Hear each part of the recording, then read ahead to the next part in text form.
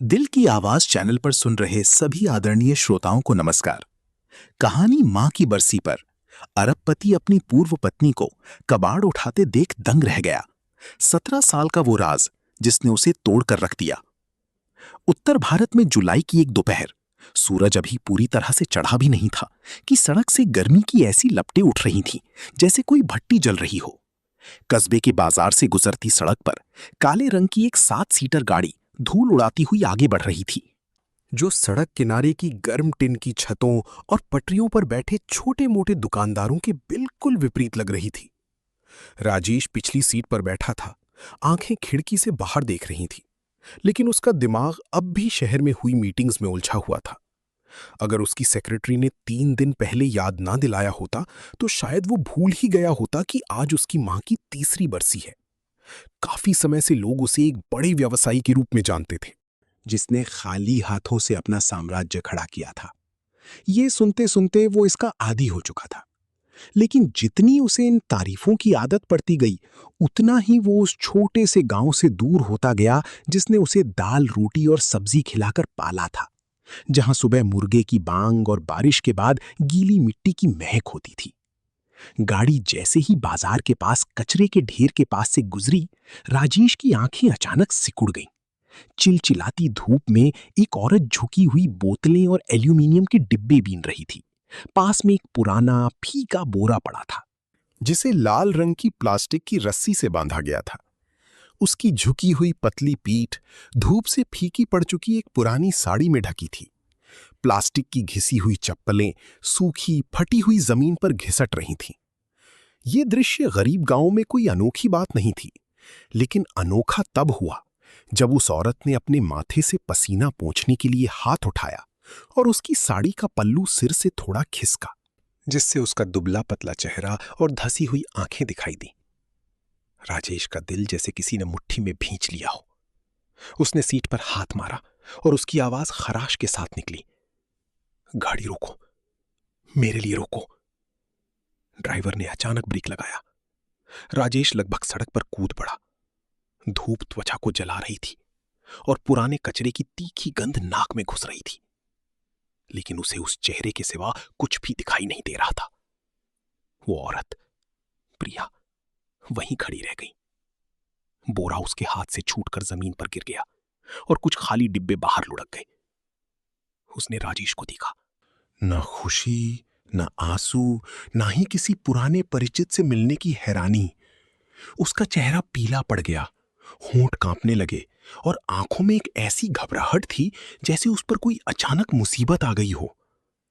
राजेश ने एक और कदम बढ़ाया। उसकी आवाज भर्रा गई, प्रिया, क्या ये तुम हो? वो सहज रूप से पीछे हटी, बस एक पल के लिए, फिर मुड़ी और पुरानी एक मंजिला इमारतों के पास की एक तंग गली में भाग गई। राजेश एक पल के लिए वहीं जड़ हो गया। प्रिया का भागना टालने जैसा नहीं था, ये जान बचाने जैसा था, जैसे वो गरीबी से भी ज्यादा भयानक किसी चीज से भाग रही हो। प्रिया, रुको! वो उसके पीछे भागा।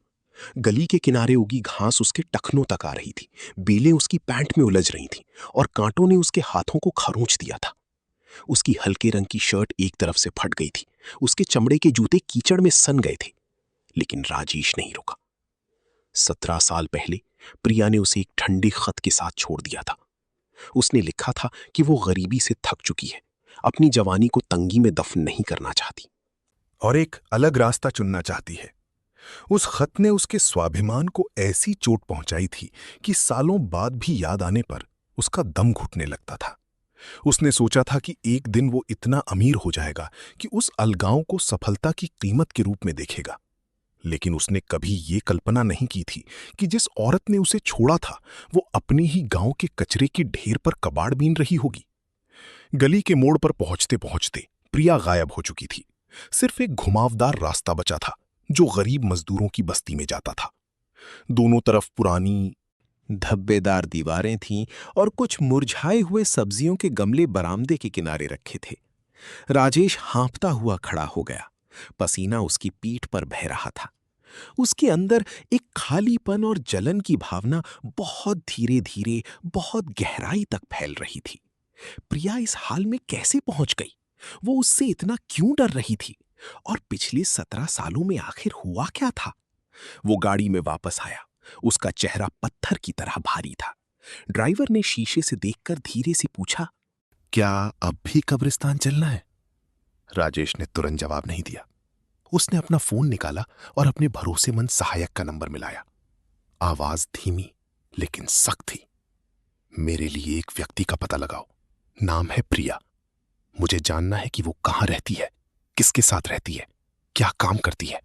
जितनी जल्दी हो सके पता करो। दूसरी तरफ से कोई जवाब आता उससे पहले ही उसने कहा, जैसे शब्द उसके गले में अटके हों, अगर उसका कोई बच्चा है तो उसका भी पता लगाओ। उसने फोन काट दिया। खिड़की के बाहर जुलाई की धूप अभी भी आंखों को चुभ रही थी, लेकिन इतने सालों में पहली बार राजेश को ऐसा नहीं लगा कि वो विजेता है। अपने ही गांव की जलती तपती धूप और धूल के बीच उसे अचानक अपने दिल में एक बड़ा खालीपन महसूस हुआ, जैसे उसके जीवन का एक पुराना हिस्सा राख के ढेर से उठकर उसके सामने आ खड़ा हुआ हो। पुश्तैनी घर गांव की एक छोटी सी सड़क के किनारे था, जिसके सामने एक पुराना ईंटों का आंगन था और दोनों तरफ सुपारी के 2 पौधे लगे थे।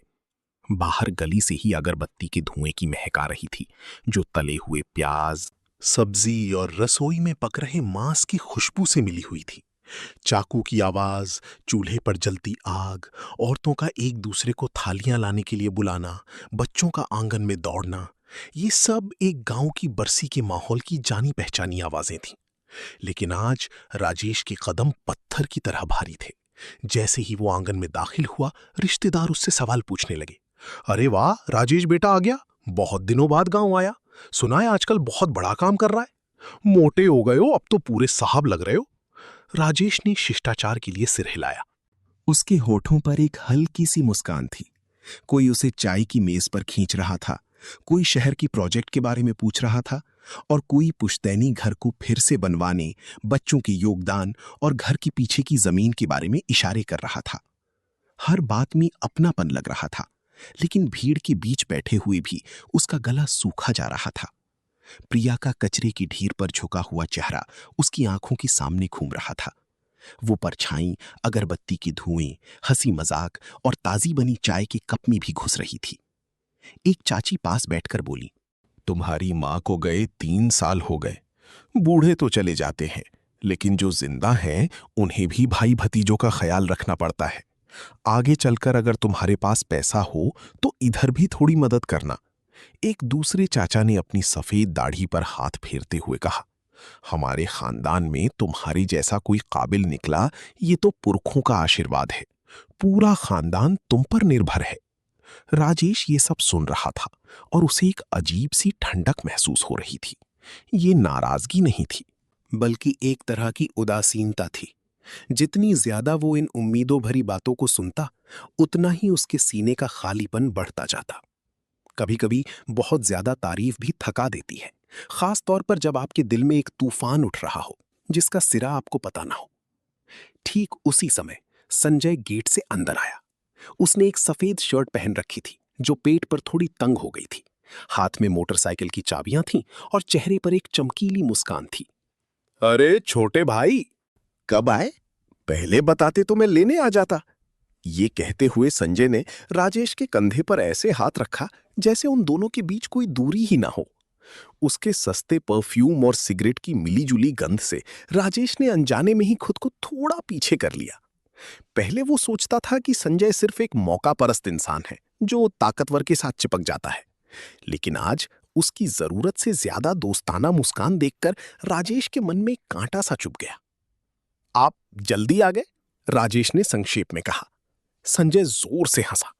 अरे, अपनी भाभी की बरसी है, मैं कैसे नहीं आता, और फिर घर परिवार का काम है तो मुझे ही तो भागदौड़ करनी पड़ती है। भागदौड़ शब्द सुनते ही राजेश ने सीधे संजय की तरफ देखा। संजय ने पलकें झपकाई, जबरदस्ती मुस्कुराया और पास बैठे चाचाओं को चाय देने लगा। ये बस एक पल के लिए हुआ, लेकिन राजेश ने उसकी आंखों में वो घबराहट देख ली थी जो किसी ऐसे व्यक्ति में होती है जो गलत जगह पैर रख देता है। अगरबत्ती जलाने का समय आया। राजेश बीच वाले कमरे में गया। मां की तस्वीर एक वेदी पर सम्मान के साथ रखी हुई थी। उसके नीचे फलों की थाली, मीठे चावल और एक पूरा भुना हुआ मुर्गा था। अगरबत्ती का धुआं पतली लकीरों में तस्वीर के चारों ओर घूम रहा था। उसने 3 अगरबत्तियां लीं और सिर झुकाया, लेकिन उसके हाथ हल्की से कांप रहे थे। जब मां जिंदा थी तो वो एक ठीठ देहाती औरत की तरह अपने बेटे से प्यार करती थी, जो हमेशा गरीबी और भुखमरी से डरती थी। वो चावल का एक एक दाना और एक एक पैसा बचाती थी, इस उम्मीद में कि उनका बेटा इस मिट्टी और कीचड़ की जिंदगी से बाहर निकल जाएगा। इतनी सालों तक राजेश यही सोचता रहा। मां शायद उसके साथ सख्त थी, उस पर अपनी मर्जी थोपती थी, लेकिन आखिरकार ये सब प्यार की वजह से ही था। लेकिन प्रिया से मिलने के बाद ये सोच एक पतली दरार की तरह टूट गई थी। दरार पतली थी, लेकिन घाव की तरह चुभ रही थी। शंकर काका पास ही खड़े थे। जब सबने अगरबत्ती जला ली तो उन्होंने धीरे से कहा, जो मर गए वे तो शांत हो गए। डर तो जिंदा लोगों से है, जो एक दूसरे के कर्जदार हैं। सोचते हैं कि सब कुछ साथ में दफन कर देंगे, पर ऐसा होता नहीं है। ये बात जोर से नहीं कही गई थी, लेकिन वहां खड़े कुछ लोग रुक गए। संजय, जो बाहर फूलों की थाली ठीक कर रहा था, उसके भी हाथ रुक गए। राजेश ने शंकर काका की तरफ देखा। उन्होंने सिर्फ एक गहरी सांस ली और चाय की चुस्की लेने लगे। आगे कुछ नहीं कहा। बरसी के खाने के दौरान चम्मच कटोरियों की आवाज, लोगों की बातचीत का शोर था, लेकिन राजेश मुश्किल से कुछ निगल पाया। उसने बस कुछ निवाले लिए और चम्मच नीचे रख दिया। एक के बाद एक लोग उसके पास आकर व्यापार की बातें कर रहे थे, अपने बच्चों की सिफारिश कर रहे थे और खानदान की मदद करने के लिए इशारे कर रहे थे। सब कुछ बहुत दूर का लग रहा था। उसके दिमाग में इस समय सिर्फ 3 चीजें उलझी हुई थीं। प्रिया का धंसा हुआ चेहरा, उसके भागते समय की घबराहट और संजय की चोरी छिपे वाली नजरें। खाना खत्म हुआ। मेहमान धीरे धीरे जाने लगे। राजेश आंगन में खड़ा शाम की ढलती धूप को देख रहा था, जो अब कम तीखी थी, लेकिन हवा में अब भी एक उमस भरी गर्मी थी। उसने एक सिगरेट जलाई और तुरंत बुझा दी। मन नहीं लग रहा था। अंदर एक बेचैनी थी, जैसे कोई खरोंच रहा हो। उसने बरामदे में बैठे एक बुजुर्ग से पूछा, चाचा, शंकर काका आजकल ठीक हैं? उस व्यक्ति ने ऊपर देखा। बूढ़े हो गए हैं, आंखें कमजोर हो गई हैं और पैर धीरे चलते हैं, लेकिन याददाश्त अभी भी बहुत अच्छी है। उनका घर गांव के उस पार, उस बड़े बरगद के पेड़ से मुड़कर है। राजेश ने सिर हिलाया। वो किसी और से मिले बिना ही ड्राइवर से गाड़ी तैयार करने को कहा। दरवाजे से गुजरते समय संजय ने पीछे से आवाज लगाई, राजेश, रात को रुक जाओ, भाई भाई साथ में बैठेंगे। राजेश ने मुड़कर नहीं देखा। उसकी आवाज सपाट थी। फिर कभी गेट पर पहुंचकर उसे लगा कि उसने मन बना लिया है। कुछ बातें ज्यादा देर तक रखने से सड़ जाती हैं, लेकिन कुछ बातें ऐसी होती हैं जिन्हें अगर सही जगह खोदा जाए तो एक पूरी जिंदगी मिट्टी की परतों से बाहर निकल आती है। और इस समय वो जानता था कि वो पुरानी कहानी के साथ और नहीं जी सकता। शंकर काका का घर बस्ती के आखिर में था, एक पुराने गुड़हल के पौधे की बाड़ के पीछे। आंगन में कुछ शकरकंद की फांकें धूप में सूख रही थीं। बांस का नीचा गेट पुराना पड़ चुका था और बरामदे के कोने में रखे पानी के मटके पर एक टेढ़ा मेढ़ा एल्यूमिनियम का ढक्कन था। आंगन में कदम रखते ही राजेश को पुआल के धुएं की महक आई, जो ताजी बनी हरी चाय की खुशबू से मिली हुई थी। ये बहुत ही देहाती, बहुत पुरानी महक थी, जो छूते ही आपको उन दिनों में वापस ले जाती थी जब आप नंगे पैर खेतों में घूमते थे। शंकर काका एक नीची चारपाई पर बैठे थे, हाथ में शकरकंद के पत्ते छांट रहे थे।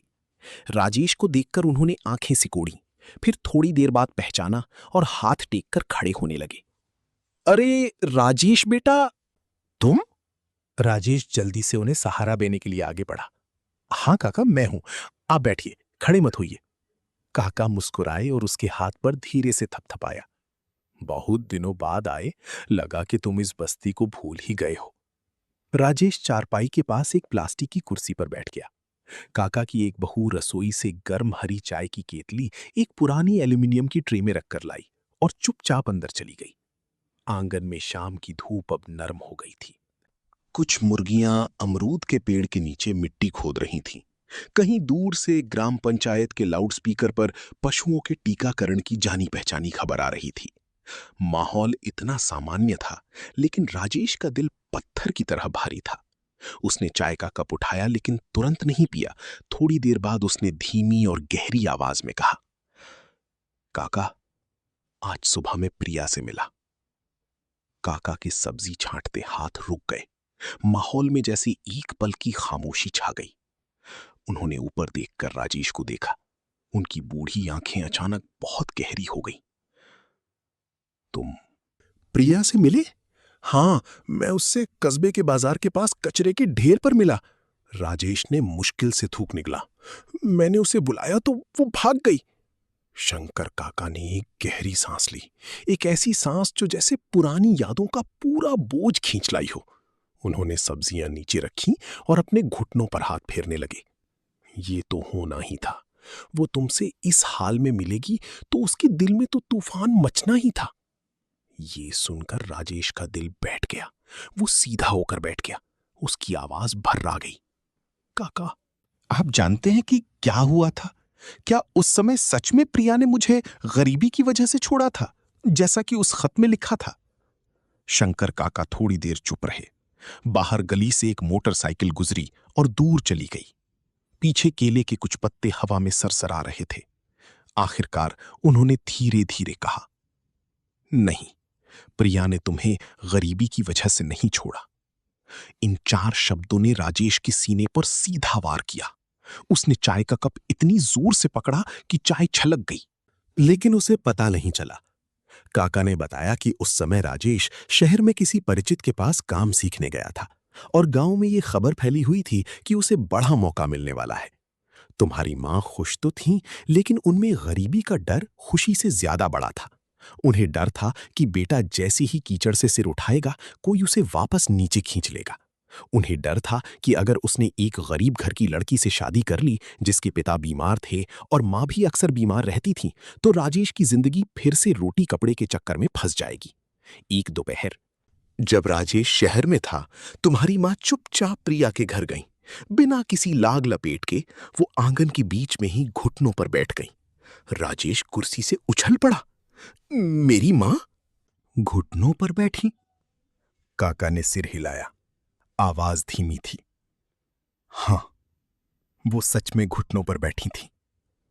प्रिया घबरा गई। उसे उठाने की कोशिश की, लेकिन तुम्हारी मां ने उसे हटा दिया। वो रोई। उन्होंने कहा कि उन्हें दिल की बीमारी है, वो ज्यादा दिन नहीं जिएंगी।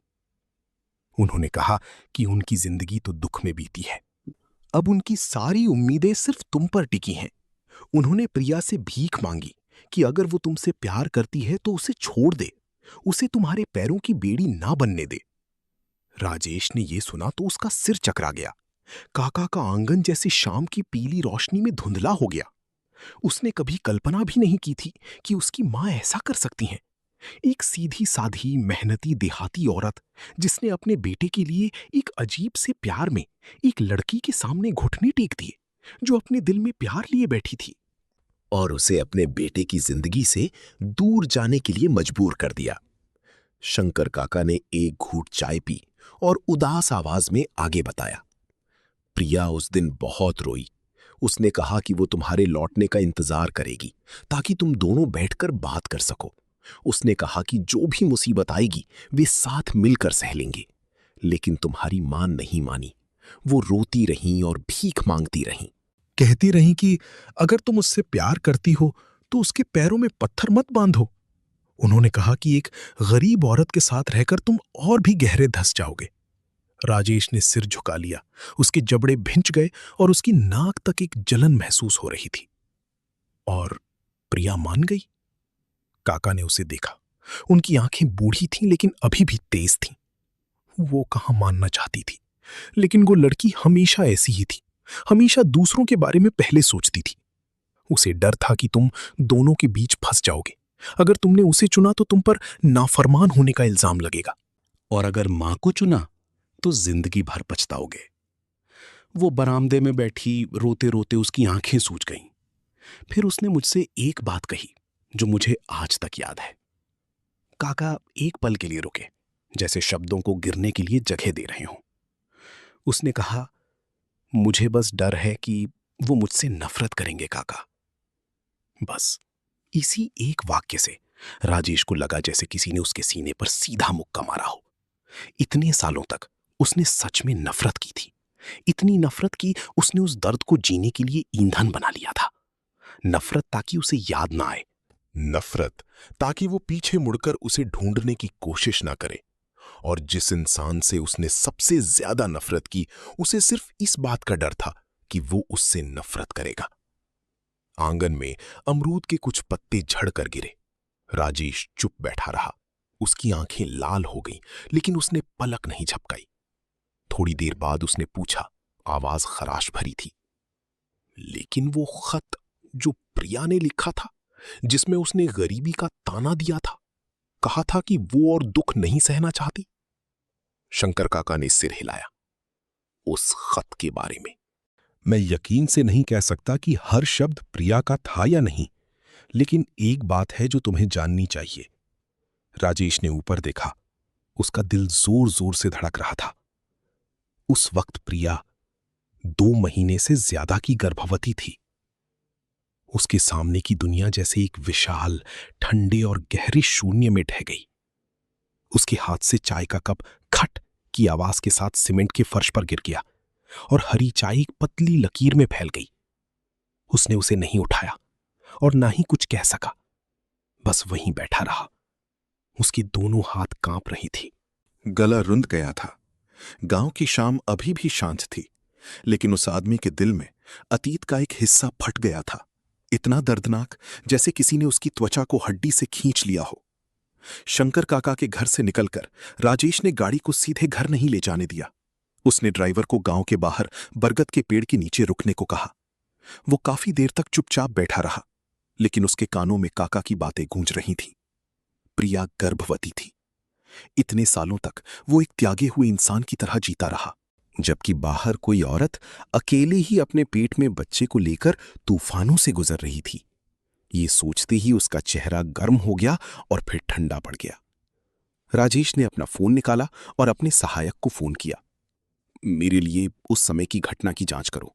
उस समय बस अड्डे पर रहने वाले लोगों से पूछो, प्रिया के घर के आसपास के लोगों से पूछो। मुझे जानना है कि पैसे किसने दिए थे। खत किसने पहुंचाया था? दूसरी तरफ से तेजी से जी सर की आवाज आई। उसने फोन काट दिया और अपना सिर पीछे टिकाकर बरगद के पत्तों को देखने लगा। जिंदगी में कुछ गलतियां अनजाने में होती हैं, लेकिन कुछ गलतियां इसलिए होती हैं क्योंकि हम उस बात पर यकीन करना चुनते हैं जो हमें कम दुख देती है। राजेश समझ गया, अगर उस साल उसने प्रिया पर पूरा भरोसा किया होता, जिद करके वापस आकर आखिर तक सच का पता लगाया होता, तो शायद बात इतनी दूर तक नहीं जाती। उसकी शर्मिंदगी इस समय सिर्फ धोखा खाने की नहीं थी। शर्मिंदगी इस बात की थी कि उसने उस खत को अपने घायल स्वाभिमान के लिए सही मान लिया था और उस पर पूरे 17 साल तक यकीन किया। शाम ढलने से कुछ पहले फोन बजा। सहायक ने बताया कि उसने उस समय बस अड्डे पर काम करने वाले एक व्यक्ति से बात की है। उसे अभी भी याद था, क्योंकि उस समय संजय उस इलाके में काफी आता जाता था। उसने एक परिचित ऑटो वाले के हाथ से एक लिफाफा छीन लिया था, ये कहकर कि ये घर का खत है, वो खुद पहुंचा देगा तो ज्यादा सुरक्षित रहेगा। उसी शाम एक पुरानी पड़ोसन ने भी पुष्टि की कि उसने संजय को पैसों का एक बंडल लेकर प्रिया के पास जाते देखा था और वो गली के बाहर खड़े होकर बहुत सख्ती से बात कर रहा था।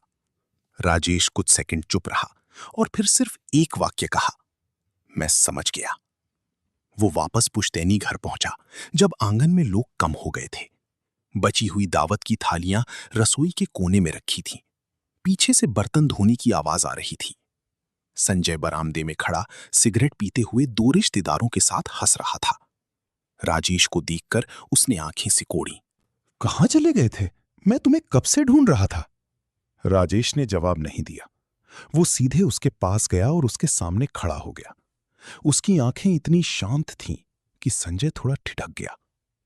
घर के पीछे आओ, मुझे कुछ पूछना है। संजय जबरदस्ती हंसा। ऐसी क्या गंभीर बात है जो पीछे जाकर करनी है? राजेश की आवाज ऊंची नहीं थी, लेकिन लोहे की तरह सख्त थी। संजय ने इधर उधर देखा और फिर उसके पीछे पीछे चल दिया। वे दोनों घर के पीछे उस जगह रुके जहां लौकी की बेल और कुछ पुराने मिट्टी के मटके रखे थे। शाम का धुंधलका छा रहा था और बगीचे की नाली से गीली मिट्टी की महक आ रही थी। राजेश ने पहले बात शुरू की। उस साल क्या तुमने प्रिया को पैसे दिए थे? संजय चौंक गया, लेकिन फिर भी बहाना बनाने लगा। कौन से पैसे? तुम क्या अजीब बातें पूछ रहे हो? क्या तुमने प्रिया का मेरे लिए भेजा हुआ खत रोका था? संजय ने थूक निगला। उसकी आवाज ऊंची होने लगी। ये सब तुम्हें किसने बताया? किसने तुम्हारे कान भरे हैं? राजेश ने आधा कदम और आगे बढ़ाया। मैं आखिरी बार पूछ रहा हूं, हां या नहीं? इस सवाल पूछने के तरीके ने संजय को डरा दिया। वो थोड़ा पीछे हटा। उसका चेहरा उतर गया और फिर वो एक चिड़चिड़ी आवाज में बोला, जैसे कोई दबने के बाद आखिरकार फट पड़ता है। हां तो क्या? राजेश ने अपनी मुट्ठियां इतनी जोर से भींच लीं कि नसें उभर आईं। संजय ने अपने होठों से पसीना पोंछा और फिर हकलाते हुए एक ही सांस में सब कुछ उगल दिया। उसने बताया कि कैसे चाची ने रो रो कर उससे मदद मांगी थी, कि कैसे घर में एक अच्छा मौका आया था और वे नहीं चाहते थे कि राजेश एक गरीब लड़की और उसके बीमार परिवार के चक्कर में फंस जाए। उसने बताया कि उसने पैसे ले जाकर दिए थे, ये कहकर कि ये राजेश ने भेजे हैं ताकि रिश्ता आसानी से खत्म हो जाए। उसने ये भी बताया कि उसने प्रिया को हतोत्साहित करने के लिए कुछ और बातें भी कही थी, जैसे कि राजेश अब शहर में बस गया है, उसकी अपनी जगह बन गई है और वो वापस आकर गरीबी को गले नहीं लगाएगा। और खत? हाँ, उसने ही रोका था, क्योंकि अगर खत पहुंच जाता तो शायद राजेश वापस आ जाता और सारी बात खुल जाती। तुमने ये सब किसके लिए किया? राजेश ने सूखी आवाज में पूछा। संजय एक टीढ़ी मुस्कान के साथ हंसा, जिसमें उसकी कायरता साफ झलक रही थी। तुम्हारे लिए ही तो किया था। और सच कहूं, अगर तुम मुझसे शादी कर लेते और उसके परिवार का बोझ उठाते तो क्या तुम आज यहां होते? चाची की चिंता गलत नहीं थी, और मैंने तो बस यही सोचा कि अगर तुम बड़े आदमी बनोगे तो खानदान का भी भला होगा। ये वाक्य खत्म होते ही राजेश को लगा जैसे उसके शरीर का सारा खून उसके सिर में चढ़ गया हो। तो उसके भविष्य की चिंता के पीछे लालच और किसी अमीर होने वाले व्यक्ति से चिपककर अपना फायदा निकालने की छोटी सोच भी थी। उसने थप्पड़ नहीं मारा, नहीं मुक्का, जैसा कि गुस्से में अक्सर होता है। वो बस वहां खड़ा संजय को बहुत देर तक देखता रहा, इतना कि संजय को मुंह फेरना पड़ा। तो तुम जानते थे कि प्रिया गर्भवती है? संजय कुछ पल चुप रहा, फिर धीरे से फुसफुसाया, सुना तो था। और फिर भी तुमने ये किया? संजय का गला सूख गया। राजेश ने बहुत धीरे से सिर हिलाया। उसके होठों पर एक ऐसी मुस्कान आई जो डरावनी थी। मैं समझ गया। वो मुड़ा। संजय ने घबराई हुई आवाज में पीछे से पुकारा, राजेश! ये सब पुरानी बातें हैं, इसे बड़ा मत बनाओ। जो मर गए वे तो चले गए। राजेश रुका, बिना पीछे मुड़े। मरे हुए लोग तो चले गए, लेकिन जिंदा लोगों का हिसाब अभी बाकी है। ये कहकर वो सीधा चला गया। शाम की हवा लौकी की बेल से गुजरी, पत्ते आपस में सरसराए। राजेश के दिल में गुस्सा अब उबल नहीं रहा था, वो एक ठंडे चुभने वाले दर्द में बदल गया था। और उसी पल से वो समझ गया कि उसके पास अब एक भी दिन और चुपचाप खड़ी रहने का कोई हक नहीं है। अगली सुबह राजेश शहर वापस नहीं गया। उसने ड्राइवर को उस पुरानी नहर के किनारे बसी झुग्गी बस्ती में सीधे चलने को कहा, जहां का पता उसके सहायक ने सुबह सुबह भेजा था। अंदर जाने वाली सड़क तंग थी। दोनों तरफ बिना प्लास्टर वाली ईंटों की दीवारें थीं। कहीं काई जमी थी तो कहीं लाल ईंटें दिख रही थीं। काली नहर के पानी की गंध, तली हुई मछली की गंध, गली के कोने पर एक ढाबे से आते तेल की गंध और नमी की वजह से ठीक से न सूखे कपड़ों की गंध, सब मिलकर गरीब बस्तियों की एक जानी पहचानी महक बना रहे थे। गाड़ी और अंदर नहीं जा सकती थी। राजेश को पैदल चलना पड़ा। सुबह की ढलती धूप टिन की छतों पर पड़कर उन्हें और गर्म कर रही थी। कहीं से एक पुराने पंखे की चर चर की आवाज आ रही थी। पास पास बने कमरों से बच्चों के पहाड़े पढ़ने की आवाज आ रही थी। वो धीरे धीरे चल रहा था। दिल में एक अजीब सी घबराहट थी। अरबों के सौदे करते समय भी उसके हाथ इतने ठंडे नहीं हुए थे जितने अब हो रहे थे। गली के आखिर में एक कमरा था जिसका लोहे का दरवाजा हरे रंग का था और उस पर से पेंट की एक बड़ी पपड़ी उखड़ी हुई थी। दरवाजे के सामने एक छात्र की साइकिल झुकी हुई खड़ी थी जिसकी चेन आधी उतरी हुई थी। एक किशोर लड़का जिसकी टी शर्ट का रंग फीका पड़ गया था झुका हुआ था और हाथ में तेल ग्रीस पोंछने वाला कपड़ा लेकर चेन ठीक करने की कोशिश कर रहा था। राजेश वहीं रुक गया। लड़का दुबला पतला लेकिन लंबा था, माथा ऊंचा, नाक सीधी और थोड़ी थोड़ी चौकोर थी। यहां तक कि जब वो किसी काम पर ध्यान लगाता तो उसके होंठ भींचने का तरीका भी राजेश का दिल बैठा रहा था। वो बिल्कुल वैसा ही था, इतना कि बिना किसी के बताए भी वो जानता था। सिर्फ आंखें अलग थीं। वे आंखें गहरी और उदास थीं, लेकिन उनमें हमेशा दुनिया के लिए एक सतर्कता बनी रहती थी। कदमों की आहट सुनकर लड़के ने सिर उठाया। जी, आप किसे ढूंढ रहे हैं? आवाज विनम्र थी, रूखी नहीं, लेकिन उसमें कोई अपनापन भी नहीं था। राजेश को लगा जैसे उसका गला सूख गया है। उसने बड़ी मुश्किल से सहज दिखने की कोशिश की। बेटा, मैं प्रिया जी को ढूंढ रहा हूं। मेरी मां काम पर गई हैं, अभी नहीं लौटी, लड़के ने जवाब दिया और फिर से चेन लगाने में जुट गया। शायद दोपहर तक आएंगी। राजेश थोड़ी देर और खड़ा रहा। तुम साइकिल ठीक कर रहे हो? जी, पुरानी हो गई है, अगर ठीक ना करो तो कल फिर रास्ते में चेन उतर जाएगी, उसने संक्षेप में कहा। उसके गंदे हाथ अभी भी बहुत कुशलता से काम कर रहे थे। राजेश ने दरवाजे के ऊपर रस्सी पर टंगे स्कूल यूनिफॉर्म को देखा। कॉलर घिस गया था, कंधे धूप से फीके पड़ गए थे और एक जोड़ी सफेद जूते जो पीले पड़ गए थे धोकर एक प्लास्टिक की कुर्सी पर साफ सुथरे रखे थे। गरीब लेकिन सलीकेदार, तंगी लेकिन बेतरतीब नहीं। बस इन छोटी छोटी चीजों को देखकर ही उसे हर चीज में प्रिया की झलक दिख रही थी।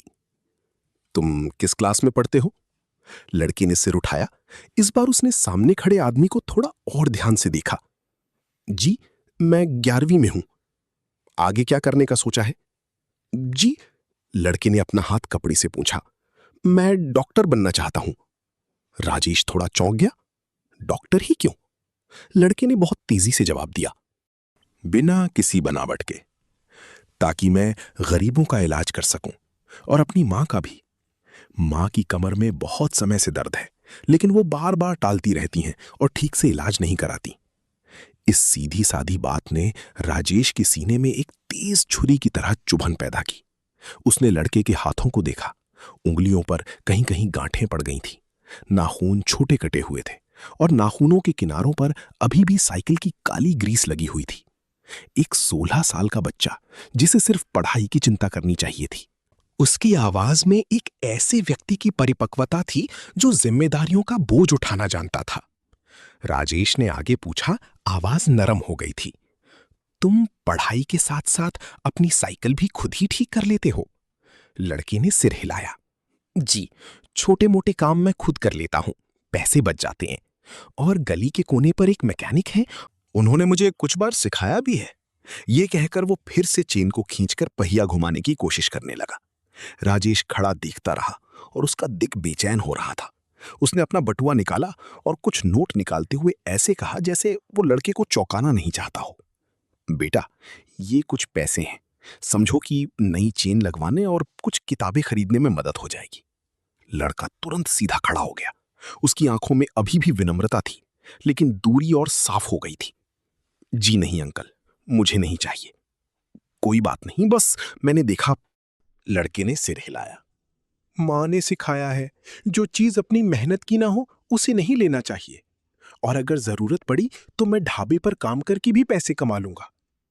ये बात ऊंची आवाज में या रूखेपन से नहीं कही गई थी, लेकिन उसमें इतनी दृढ़ता थी कि राजेश को अपना हाथ पीछे खींचना पड़ा। उसके हाथ में रखे नोट अचानक भारी हो गए। उसके सामने कोई गरीब बच्चा नहीं था जो दया का पात्र हो, बल्कि एक ऐसा लड़का था जिसे स्वाभिमान के साथ बड़ा किया गया था। गरीब लेकिन साफ, जरूरतमंद लेकिन भिखारी नहीं। ठीक उसी समय गली के कोने पर ढाबे से एक 50 साल की औरत एक पतीला लेकर बाहर निकली और जोर से बोली, रोहन बेटा, खाली हो तो जरा ये मेज उठाने में मदद कर दो। लड़के ने तुरंत जवाब दिया, जी मौसी, अभी आया। फिर राजेश की तरफ मुड़कर उसने शालीनता से कहा, आप बैठिए, अगर आप मां का इंतजार करना चाहते हैं तो शायद वो दोपहर तक ही आएंगी। राजेश ने सिर हिलाया, लेकिन उसके पैर जैसे जमीन में गड़ गए थे। रोहन, लड़के का नाम रोहन था। एक ऐसा नाम जो शांत, मजबूत और ऐसा लगता था जैसे किसी ने उसे इतने थपेड़ों के बीच भी संभाल कर रखा हो। उसने अपने बेटे को ढाबे की तरफ तेजी से जाते हुए देखा। उसकी पतली टी शर्ट पीठ पर पसीने से भीगी हुई थी और उसकी नाक में जलन हो रही थी। लोग कहते हैं कि बच्चे भगवान का दिया हुआ तोहफा होते हैं, लेकिन इस समय राजेश के लिए वो लड़का एक चुभने वाली याद की तरह था, जो उसे बता रहा था कि पिछले 17 सालों में उसने सिर्फ एक औरत को ही नहीं खोया, बल्कि अपनी जिंदगी का एक हिस्सा भी खो दिया था। रोहन जैसे ही ढाबे की तरफ गया, राजेश अभी भी उस आखिरी कमरे के सामने खड़ा था। दरवाजा थोड़ा खुला था और अंदर सिर्फ एक अंधेरा सा हिस्सा दिख रहा था, जो बाहर की गर्मी से थोड़ा ठंडा था। ढाबे से जिस औरत ने रोहन को बुलाया था, वो अपना हाथ अपनी साड़ी से पोंछती हुई पास आई। वो लगभग 55 साल की थी, भरी पूरी, बाल ऊंचे जूड़े में बंधे थे। चेहरा दयालु था, लेकिन आंखों से लगता था कि उन्होंने दुनिया देखी है। आप प्रिया के कोई रिश्तेदार हैं? राजेश मुड़ा, थोड़ा झिझका, फिर सिर हिलाया। जी, मैं एक पुराना परिचित हूं। उस औरत ने उसे कुछ और देर देखा, जैसे कुछ सोच रही हो। फिर ढाबे की कुछ प्लास्टिक की कुर्सियों की तरफ इशारा किया। यहां आकर बैठ जाओ, इस धूप में बाहर खड़े रहने से कुछ नहीं होगा। राजेश उसके पीछे पीछे चला गया। वो एक साधारण ढाबा था जो गली के किनारे था।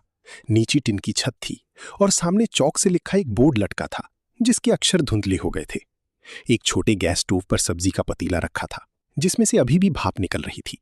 मछली की सब्जी की महक आ रही थी और पतीले से करछुल टकराने की आवाज बहुत जानी पहचानी लग रही थी। रोहन एक प्लास्टिक की मेज को उठाकर छाया में रख रहा था। राजेश को बैठा देखकर उसने सिर्फ धीरे से सिर हिलाया और फिर चुपचाप अपना काम करने लगा। वो औरत सामने कुर्सी खींचकर बैठ गई। मैं नंदा हूं, ये दोनों माँ बेटा यहीं खाना खाते हैं। कभी कभी मेरे बर्तन धोने और मेज साफ करने में मदद कर देते हैं। अब तो घर जैसे ही हो गए हैं। राजेश ने विनम्रता से कहा, जी नमस्ते मौसी।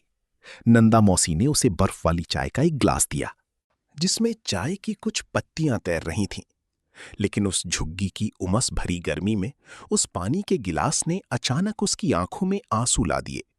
एक अजनबी उसे एक गिलास चाय दे रहा था, जबकि इतने सालों तक उसे ये भी नहीं पता था कि प्रिया और उसका बेटा कैसे जी रहे हैं।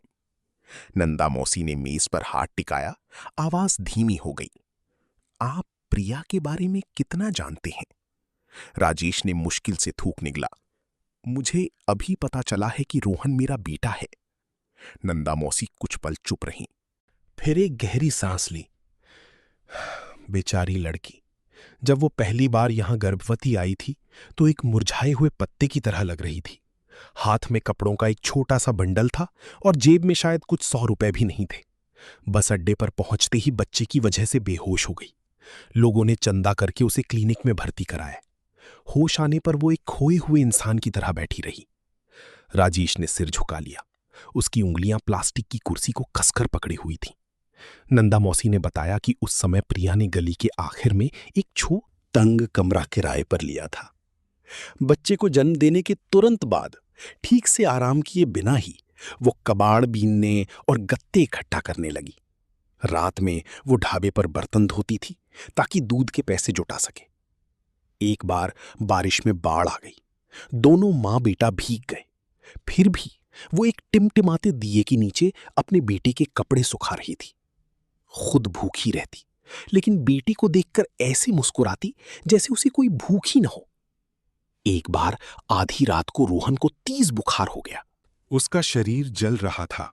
वो बच्चे को गोद में लेकर सड़क पर गाड़ी ढूंढने के लिए भागी, लेकिन रात में बारिश में कौन रुकता। मुझे याद है उस दिन वो रोते हुए भाग रही थी।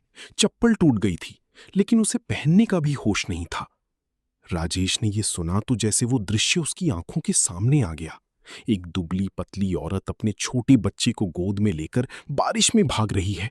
नंगे पैर, भीगे बाल, भागते भागते पुकार रही है। उसने एक पल के लिए आंखें बंद कर लीं। उसका गला रुंध गया। नंदा मौसी ने आगे कहा, वो गरीब जरूर है लेकिन बहुत साफ सुथरी रहती है। जो भी पैसा कमाती है पहले बच्चे की पढ़ाई के लिए रखती है।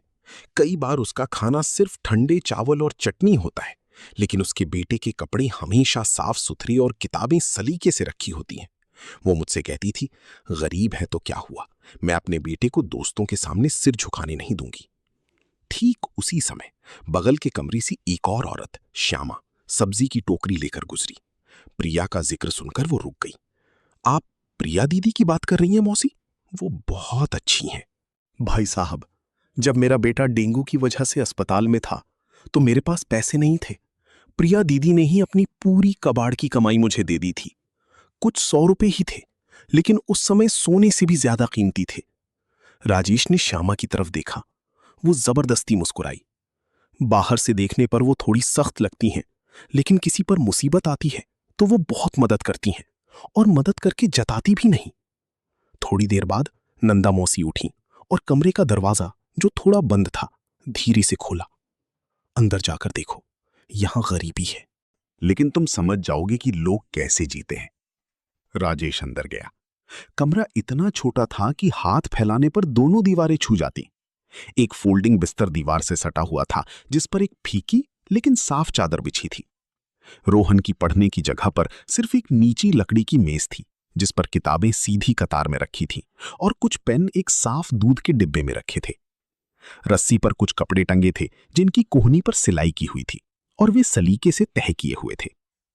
बिस्तर के नीचे एक पुराना लोहे का बक्सा था। नंदा मौसी ने बक्से का ढक्कन खोला। ज्यादा कुछ नहीं छाना, सिर्फ उसे राजेश की तरफ खिसका दिया। अंदर कुछ जन्म प्रमाण पत्र, पुरानी दवा की रसीदें, एक पुराना रूमाल और एक तस्वीर थी जिसमें 2 युवा किसी नदी के किनारे खड़े थे। राजेश ने तुरंत उस तस्वीर को पहचान लिया। ये उसकी और प्रिया की तस्वीर थी, जब वे खाली हाथ थे, झिझकते हुए मुस्कुरा रहे थे, लेकिन आंखों में एक चमक थी। वो चुप खड़ा रहा। उसकी उंगलियां हल्की से कांप रही थीं। प्रिया गरीब थी, उसने दुख सहे, भूखी रही, लेकिन उसने इन चीजों को ऐसे संभाल कर रखा था जैसे वो अपनी जिंदगी का एक हिस्सा फेंकना नहीं चाहती थी। उसने पैसे नहीं रखे, सोना नहीं रखा, कोई शिकायत नहीं रखी। उसने वो रखा जो कभी अच्छा था। राजेश अचानक बहुत नीचे झुक गया। उसके कंधे भारी हो गए। अब जाकर वो समझा कि कुछ लोग सिर्फ एक साफ सुथरी याद के सहारे आधी जिंदगी गुजार देते हैं, और कुछ कर्ज ऐसे होते हैं जिन्हें सिर्फ जान कर चुकाया नहीं जा सकता। दोपहर के करीब गली में धूप पुरानी टिन की छतों पर तिरछी पड़ रही थी और सीमेंट के फर्श पर चमक रही थी। नंदा मौसी जैसे ही रसोई में वापस गईं, गली के कोने से प्लास्टिक की चप्पलों की हल्की घिसटने की आवाज आई। राजेश अभी भी प्रिया और रोहन के छोटे से कमरे में खड़ा था। उसकी आंखें अभी भी बिस्तर के नीचे रखे उस लोहे के बक्से से नहीं हटी थीं। तभी उसने बाहर दरवाजे पर रोहन की धीमी आवाज सुनी, मां आ गई। उसका दिल जोर से धड़का और उसका गला जो पहले से ही सूखा था और सूख गया। प्रिया कमरे में आई। उसके दाहिने हाथ में कबाड़ का बोरा था और बाएं हाथ में बाजार से खरीदी हुई सस्ती सब्जियों का थैला।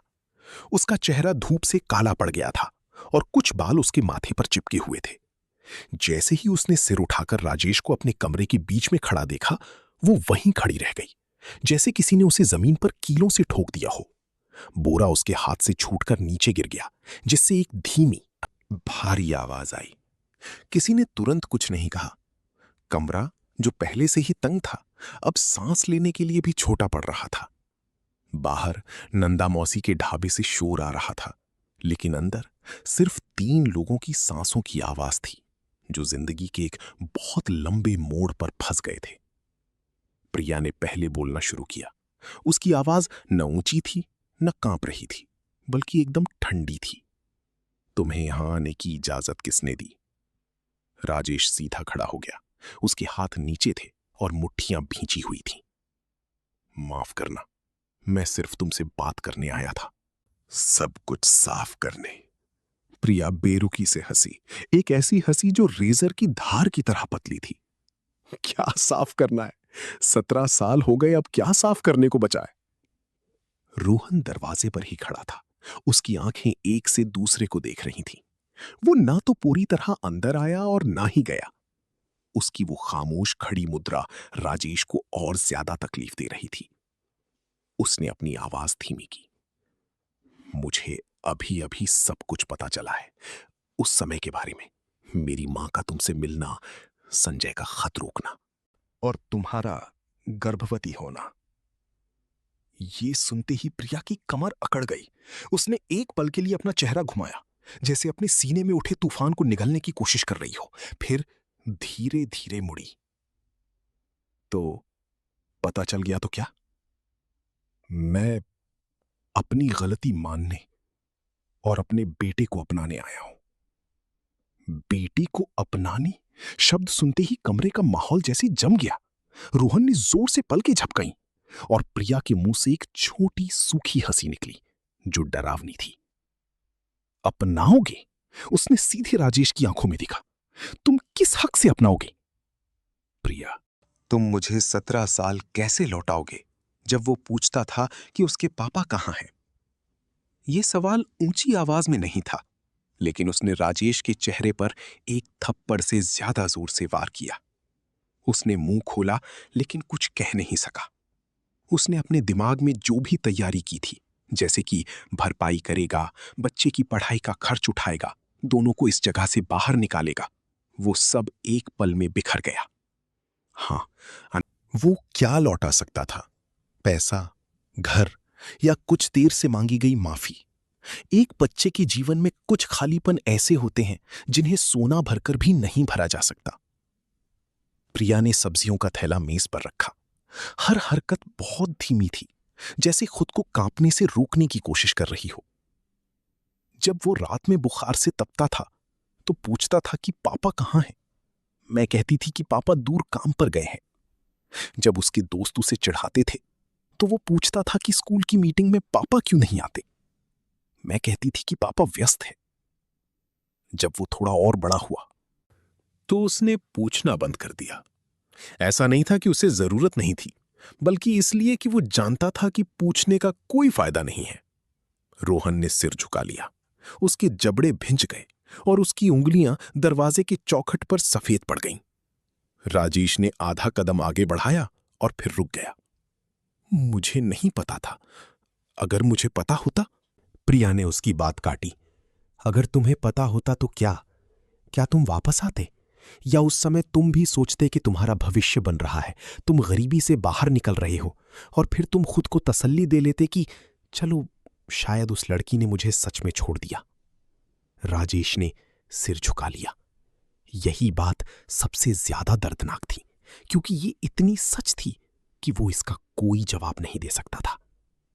थोड़ी देर बाद उसने खराश भरी आवाज में कहा, मेरी गलती सिर्फ धोखा खाने की नहीं थी, बल्कि ये भी थी कि मैंने आखिर तक सच का पता लगाने की कोशिश नहीं की।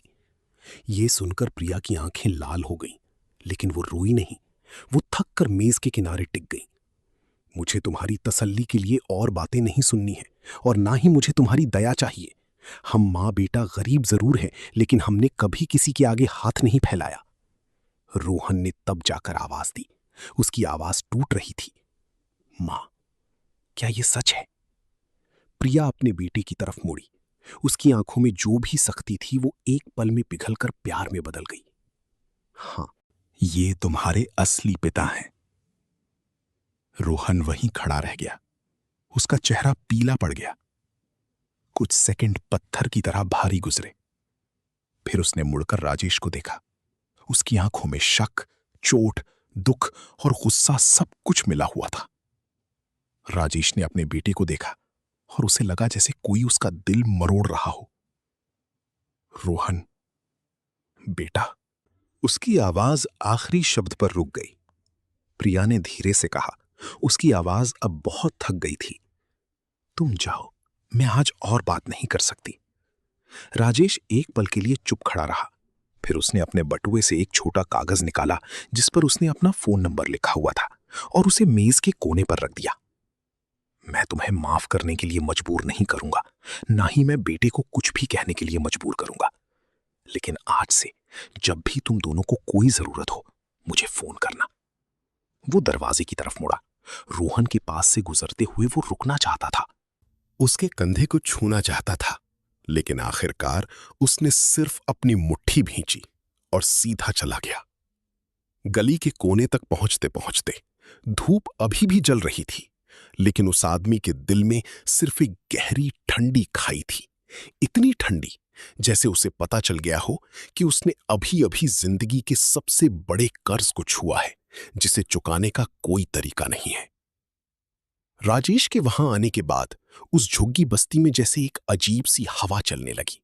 कोई सीधे मुंह पर कुछ नहीं कहता था, लेकिन सब देखते थे। कुछ लोग प्रिया के लिए अफसोस करते और सिर हिलाकर कहते, किस्मत भी क्या खेल खेलती है, आधी जिंदगी दुख में गुजार दी और अब जाकर पुराना रिश्ता सामने आया है। दूसरे लोग कानों में फुसफुसाते, इतनी धीमी आवाज में कि जिसके बारे में बात हो रही हो उसे सुनाई दे जाए। कोई कहता, देखने में तो बड़ी चुप रहती थी। कोई कहता, लगती तो सीधी सादी है पर बड़े लोगों से भी ताल्लुक थे।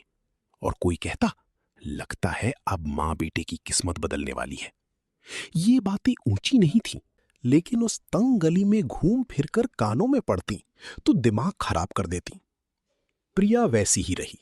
सुबह कबाड़ बीनने जाती, दोपहर में उसे छांटती और शाम को नंदा मौसी के ढाबे पर मदद करती। उसने ना कोई सफाई दी, ना ही किसी से बहस की। सिर्फ जो लोग ध्यान से देखते वे पाते कि वो अब और कम बोलती थी। उसके पहले से ही झुके हुए कंधे जैसे और झुक गए थे।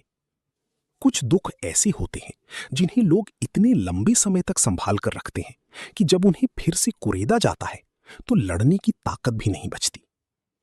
रोहन स्कूल से घर आता, साइकिल खड़ी करता और बाहर गली में फुसफुसाहट सुनकर उसका चेहरा उतर जाता।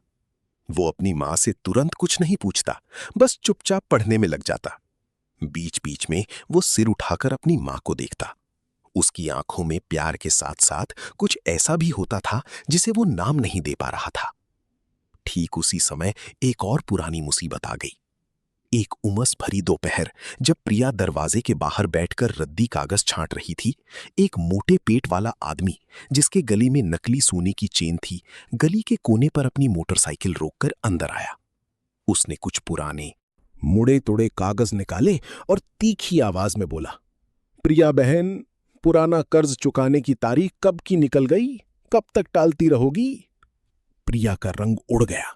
वो तुरंत खड़ी हो गई और उसे थोड़ा बाहर खींचकर धीमी आवाज में बोली, मैंने कहा था ना कि मुझे कुछ दिन और दो, मैं इंतजाम कर रही हूं। वो आदमी टेढ़ी मुस्कान के साथ हंसा, क्या इंतजाम करोगी? सुना है तुम्हारे बच्चे का बाप मिल गया है, अब क्या कमी है?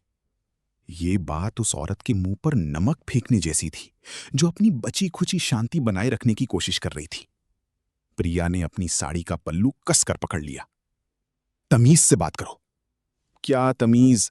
ये पैसा तुमने कुछ साल पहले अपने बेटे के इलाज के लिए लिया था, मैंने कोई कहानी नहीं बनाई है। ठीक उसी समय राजेश गली के कोने पर पहुंचा। वो कुछ कहता उससे पहले ही कमरे से रोहन बाहर निकल आया। उसका चेहरा पीला पड़ गया था। मां, तुमने मेरे इलाज के लिए कर्ज लिया था? प्रिया मुड़ी, उसकी आंखें ऐसी हो गईं जैसे कोई बरसों से छुपाया हुआ राज पकड़ा गया हो। रोहन, तुम अंदर जाओ। लेकिन इस बार रोहन ने नहीं सुना। उसकी आवाज कांप रही थी, गुस्से से नहीं बल्कि दर्द से। मां, तुमने मुझसे ये सब छुपाया? जब मैं अस्पताल में था तो तुमने मुझे बचाने के लिए ब्याज पर पैसे लिए और मुझे बताया तक नहीं। प्रिया घबरा गई। वो औरत जो इतने तूफानों से गुजरी थी, आज अपने बेटे के सामने एक दोषी की तरह खड़ी थी। बेटा, ये सब बताकर क्या होता? क्या होता? रोहन बेरुखी से हंसा। उसकी आंखें लाल हो गईं।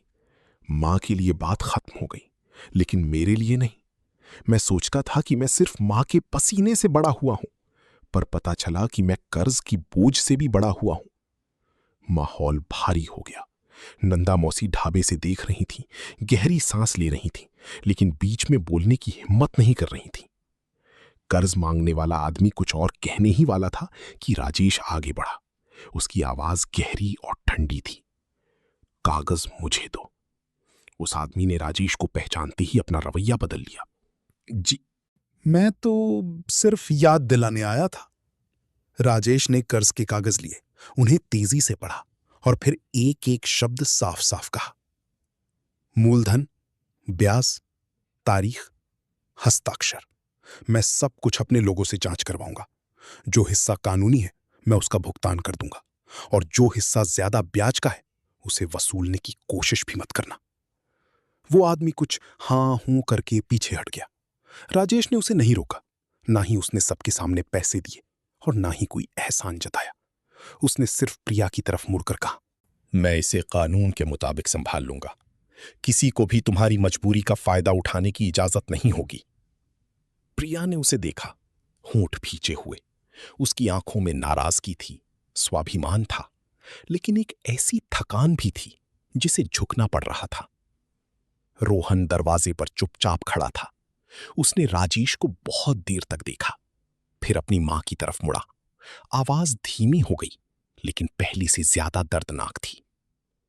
मां, तुम मुझसे कैसा प्यार करती हो कि सब कुछ छुपाती हो?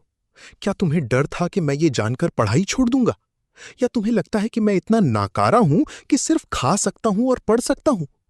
प्रिया का गला रुंध गया। वो कहना चाहती थी कि एक मां होने के नाते कुछ दर्द वो सिर्फ अपने पास रखना चाहती थी, कि वो नहीं चाहती थी कि उसका बेटा ये महसूस करते हुए बड़ा हो कि वो अपनी मां की जिंदगी पर एक कर्ज है। लेकिन शब्द उसके मुंह से निकलते उससे पहले ही रोहन मुड़कर अपनी साइकिल लेकर चला गया। मैं थोड़ी देर में आता हूं। रोहन, प्रिया ने पीछे से आवाज लगाई। वो नहीं मुड़ा। सिर्फ साइकिल के पहियों की सूखी गर्म सीमेंट पर घिसटने की हल्की आवाज आई, जो सुनकर दिल में दर्द हो रहा था। जिस समय वो औरत दरवाजे पर खड़ी रह गई, शायद आप में से बहुत से लोग भी सोच रहे होंगे, अगर आप होते तो आप क्या करते जब आपको पता चलता कि आपके किसी अपने ने चुपचाप सारे दुख सह लिए ताकि आप शांति से बड़े हो सकें। कृपया एक टिप्पणी, एक लाइक छोड़ें ताकि चैनल को और प्रेरणा मिले, और कहानी के अंत तक सुने, क्योंकि इन बिखराव के बाद एक बड़ा रहस्य आगे इंतजार कर रहा है। शाम धीरे धीरे उस झुग्गी पर उतर रही थी। धूप टीन की छतों से हट गई थी। सिर्फ एक उमस भरी गर्मी और 3 लोगों के दिलों में एक भारी खालीपन छोड़ गई थी। प्रिया दरवाजे पर बैठी थी। उसके हाथ आपस में जुड़े हुए थे और हल्के से कांप रहे थे। उसे दुनिया की बातों का डर नहीं था, उसे अपने बच्चे की दुख का डर था।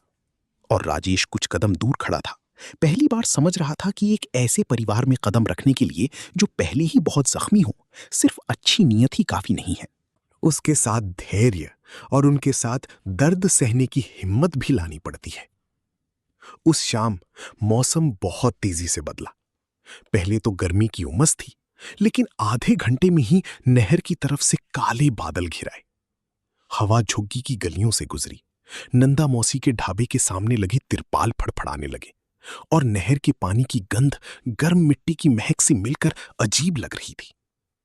प्रिया दरवाजे के बाहर खड़ी गली के कोने को देख रही थी, हाथ में पुराना फोन कसकर पकड़े हुए।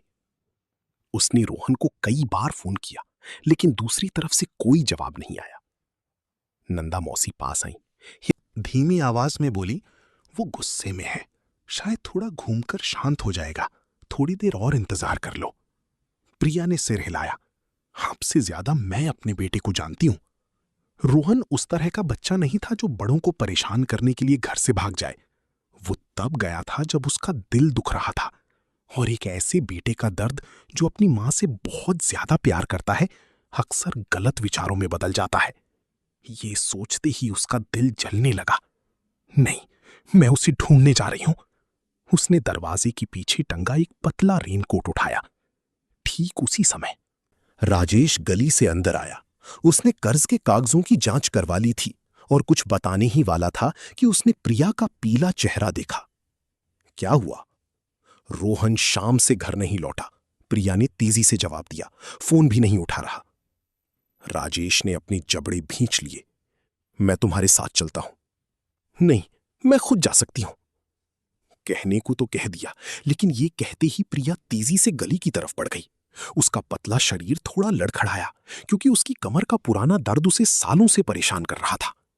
राजेश ने बहस नहीं की, बस चुपचाप उसके पीछे पीछे चलने लगा। बारिश शुरू हो गई। पहले कुछ बड़ी बूंदें गिरीं, फिर जैसे किसी ने आसमान से पानी उंडेल दिया हो। छोटी गली में अंधेरा छा गया और पानी की धाराएं चप्पलों से गुजरकर पैरों को ठंडा कर रही थीं। प्रिया की आवाज गली के एक कोने से दूसरे कोने तक गूंज रही थी। रोहन बेटा!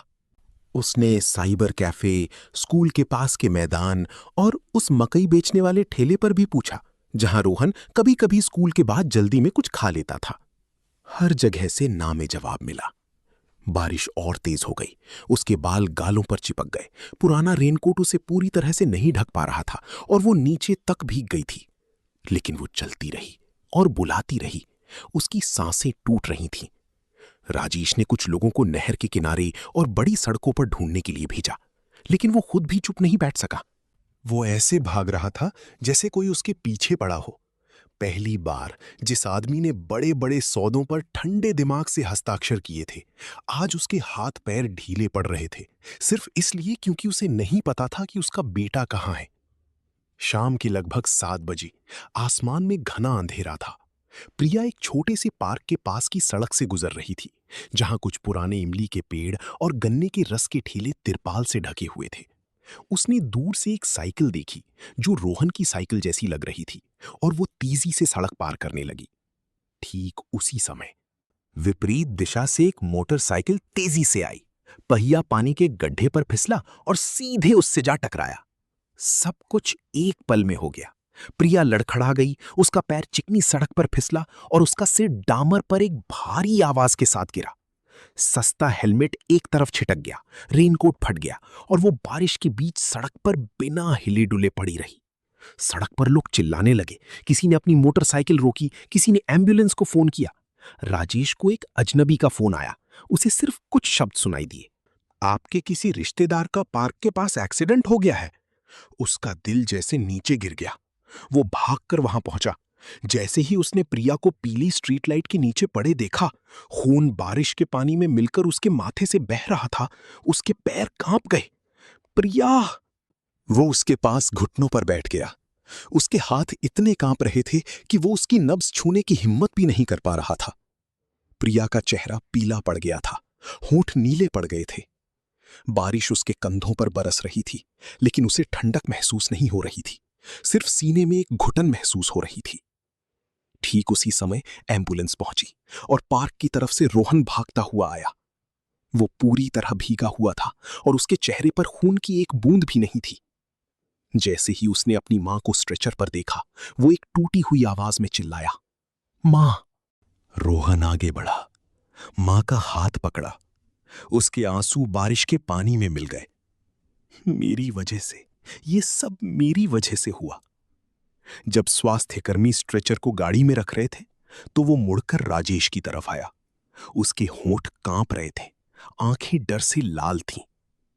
और उस पल में, जब सब कुछ उसके पैरों के नीचे ढह रहा था, उसके मुंह से एक पुकार निकली, जिसे चुनने का उसके पास समय नहीं था। पापा, मेरी मां को बचा लो। बस इन 3 शब्दों से राजेश एक पल के लिए वहीं जम गया। फिर तुरंत वो एम्बुलेंस में चढ़ गया और स्ट्रेचर के पास बैठ गया, एक हाथ से प्रिया के कंधे को पकड़े हुए, ताकि गाड़ी चलते समय वो हिले नहीं। दूसरे हाथ से उसने रोहन को नीचे बैठाया। सायरन की तेज आवाज बारिश के बीच गूंज रही थी। सबसे नजदीकी अस्पताल पानी से भरी सड़क के आखिर में चमक रहा था। आपातकालीन कक्ष के बाहर राजेश ने ऑपरेशन के कागजों पर हस्ताक्षर किए, लेकिन उसकी उंगलियां इतनी कांप रही थीं कि हस्ताक्षर टेढ़े मेढ़े हो गए। रोहन प्लास्टिक की कुर्सी पर बैठ गया। उसका पूरा शरीर सिकुड़ गया था, जैसे कोई छोटा बच्चा हो। वो अब जोर से नहीं रो रहा था, बस हाँफ रहा था। उसकी आंखें बंद दरवाजे पर टिकी थीं। राजेश उसके पास बैठ गया। 2 आदमी, एक बड़ा और एक छोटा, चूहे की तरह भीगे हुए, अस्पताल के ठंडे गलियारे में चुपचाप बैठे थे, जहां कीटाणुनाशक की गंध फैली हुई थी। पहली बार उनके बीच की दूरी अमीरी गरीबी, देर या स्वाभिमान की नहीं थी, सिर्फ एक साझा डर था। उस औरत को खोने का डर जिसने अपनी पूरी जिंदगी उन्हें प्यार करने में लगा दी थी। ऑपरेशन थिएटर का दरवाजा रात के 9 बजे से बंद था। गलियारे में लगी घड़ी की सुई धीरे धीरे आगे बढ़ रही थी, इतनी धीरे कि गुस्सा आ रहा था, जैसे वो जानबूझकर इंतजार करने वालों की पीड़ा को लंबा खींच रही हो। दीवार के साथ लगी हरे रंग की प्लास्टिक की कुर्सियों पर रोहन सिकुड़ कर बैठा था। उसकी कोहनियां घुटनों पर टिकी थीं और हाथ इतनी जोर से जुड़े हुए थे कि सफेद पड़ गए थे। उसकी स्कूल की यूनिफॉर्म बारिश के पानी से भीगकर पीठ से चिपक गई थी और उसके बालों से पानी की बूंदें फर्श पर टपक रही थीं। राजेश उसके पास बैठा था। उसकी शर्ट पर लगे खून के धब्बे सूखकर गहरे हो गए थे, जो एक ऐसे दाग की तरह लग रहे थे जिसे किसी भी तरह से छुपाया नहीं जा सकता। कीटाणुनाशक की गंध, अल्कोहल की गंध, अस्पताल के पुराने कंबलों की गंध, सब मिलकर एक ठंडा और थका देने वाला माहौल बना रहे थे। कभी कभी एक स्ट्रेचर के पहियों की आवाज आती, किसी डॉक्टर की चप्पलों की तेज आवाज और गलियारे के आखिर में किसी के रोने की दबी हुई आवाज। रात में अस्पताल हमेशा ऐसा ही होता है। लोग आते जाते रहते हैं, दर्द एक दूसरे से टकराता है। सिर्फ वही लोग जो कभी किसी अपने के लिए ऑपरेशन थिएटर के दरवाजे के बाहर नहीं बैठे, वे सोचते हैं कि पैसा सब कुछ आसान कर सकता है। रोहन ने अचानक बहुत धीमी आवाज में कहा, मैंने जानबूझकर नहीं कहा था। राजेश मुड़ा। लड़की ने उसकी तरफ नहीं देखा। उसकी आंखें अभी भी सामने के दरवाजे पर टिकी थीं। मैंने ऐसा इसलिए कहा क्योंकि मैं बहुत डर गया था। राजेश का गला रुंध गया। उसने उस पापा शब्द को तुरंत एक एहसान की तरह नहीं अपनाया। उसने सिर्फ धीरे धीरे जवाब दिया, हाँ बेटा, मैं समझता हूं। रोहन थोड़ी देर और चुप रहा, फिर उसकी आवाज भर्रा गई। मुझे नहीं पता कि मैं आपके बारे में क्या सोचूं, लेकिन अगर मेरी मां को कुछ हो गया तो मैं खुद को कभी माफ नहीं कर पाऊंगा। राजेश ने सिर झुका लिया। यह बात दर्दनाक थी, लेकिन सच थी।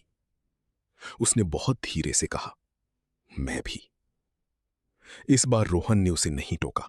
उसने सिर्फ अपने हाथों को और कस लिया। रात के 11 बजे के बाद ऑपरेशन थिएटर की लाइट बंद हो गई। एक डॉक्टर बाहर आया, मास्क नीचे किया। चेहरे पर थकान साफ दिख रही थी। राजेश और रोहन दोनों एक साथ खड़े हो गए। डॉक्टर ने फाइल देखी और कहा, श्रीमती प्रिया के रिश्तेदार? जी, मैं। राजेश सहज रूप से आगे बढ़ा। डॉक्टर ने सिर हिलाया। ऑपरेशन ठीक रहा। मरीज खतरे से बाहर है, लेकिन सिर में चोट काफी गंभीर है। अभी कुछ भी कहना मुश्किल है। हमें और निगरानी करनी होगी। संभावना है कि उनके शरीर का बायां हिस्सा कमजोर हो जाएगा।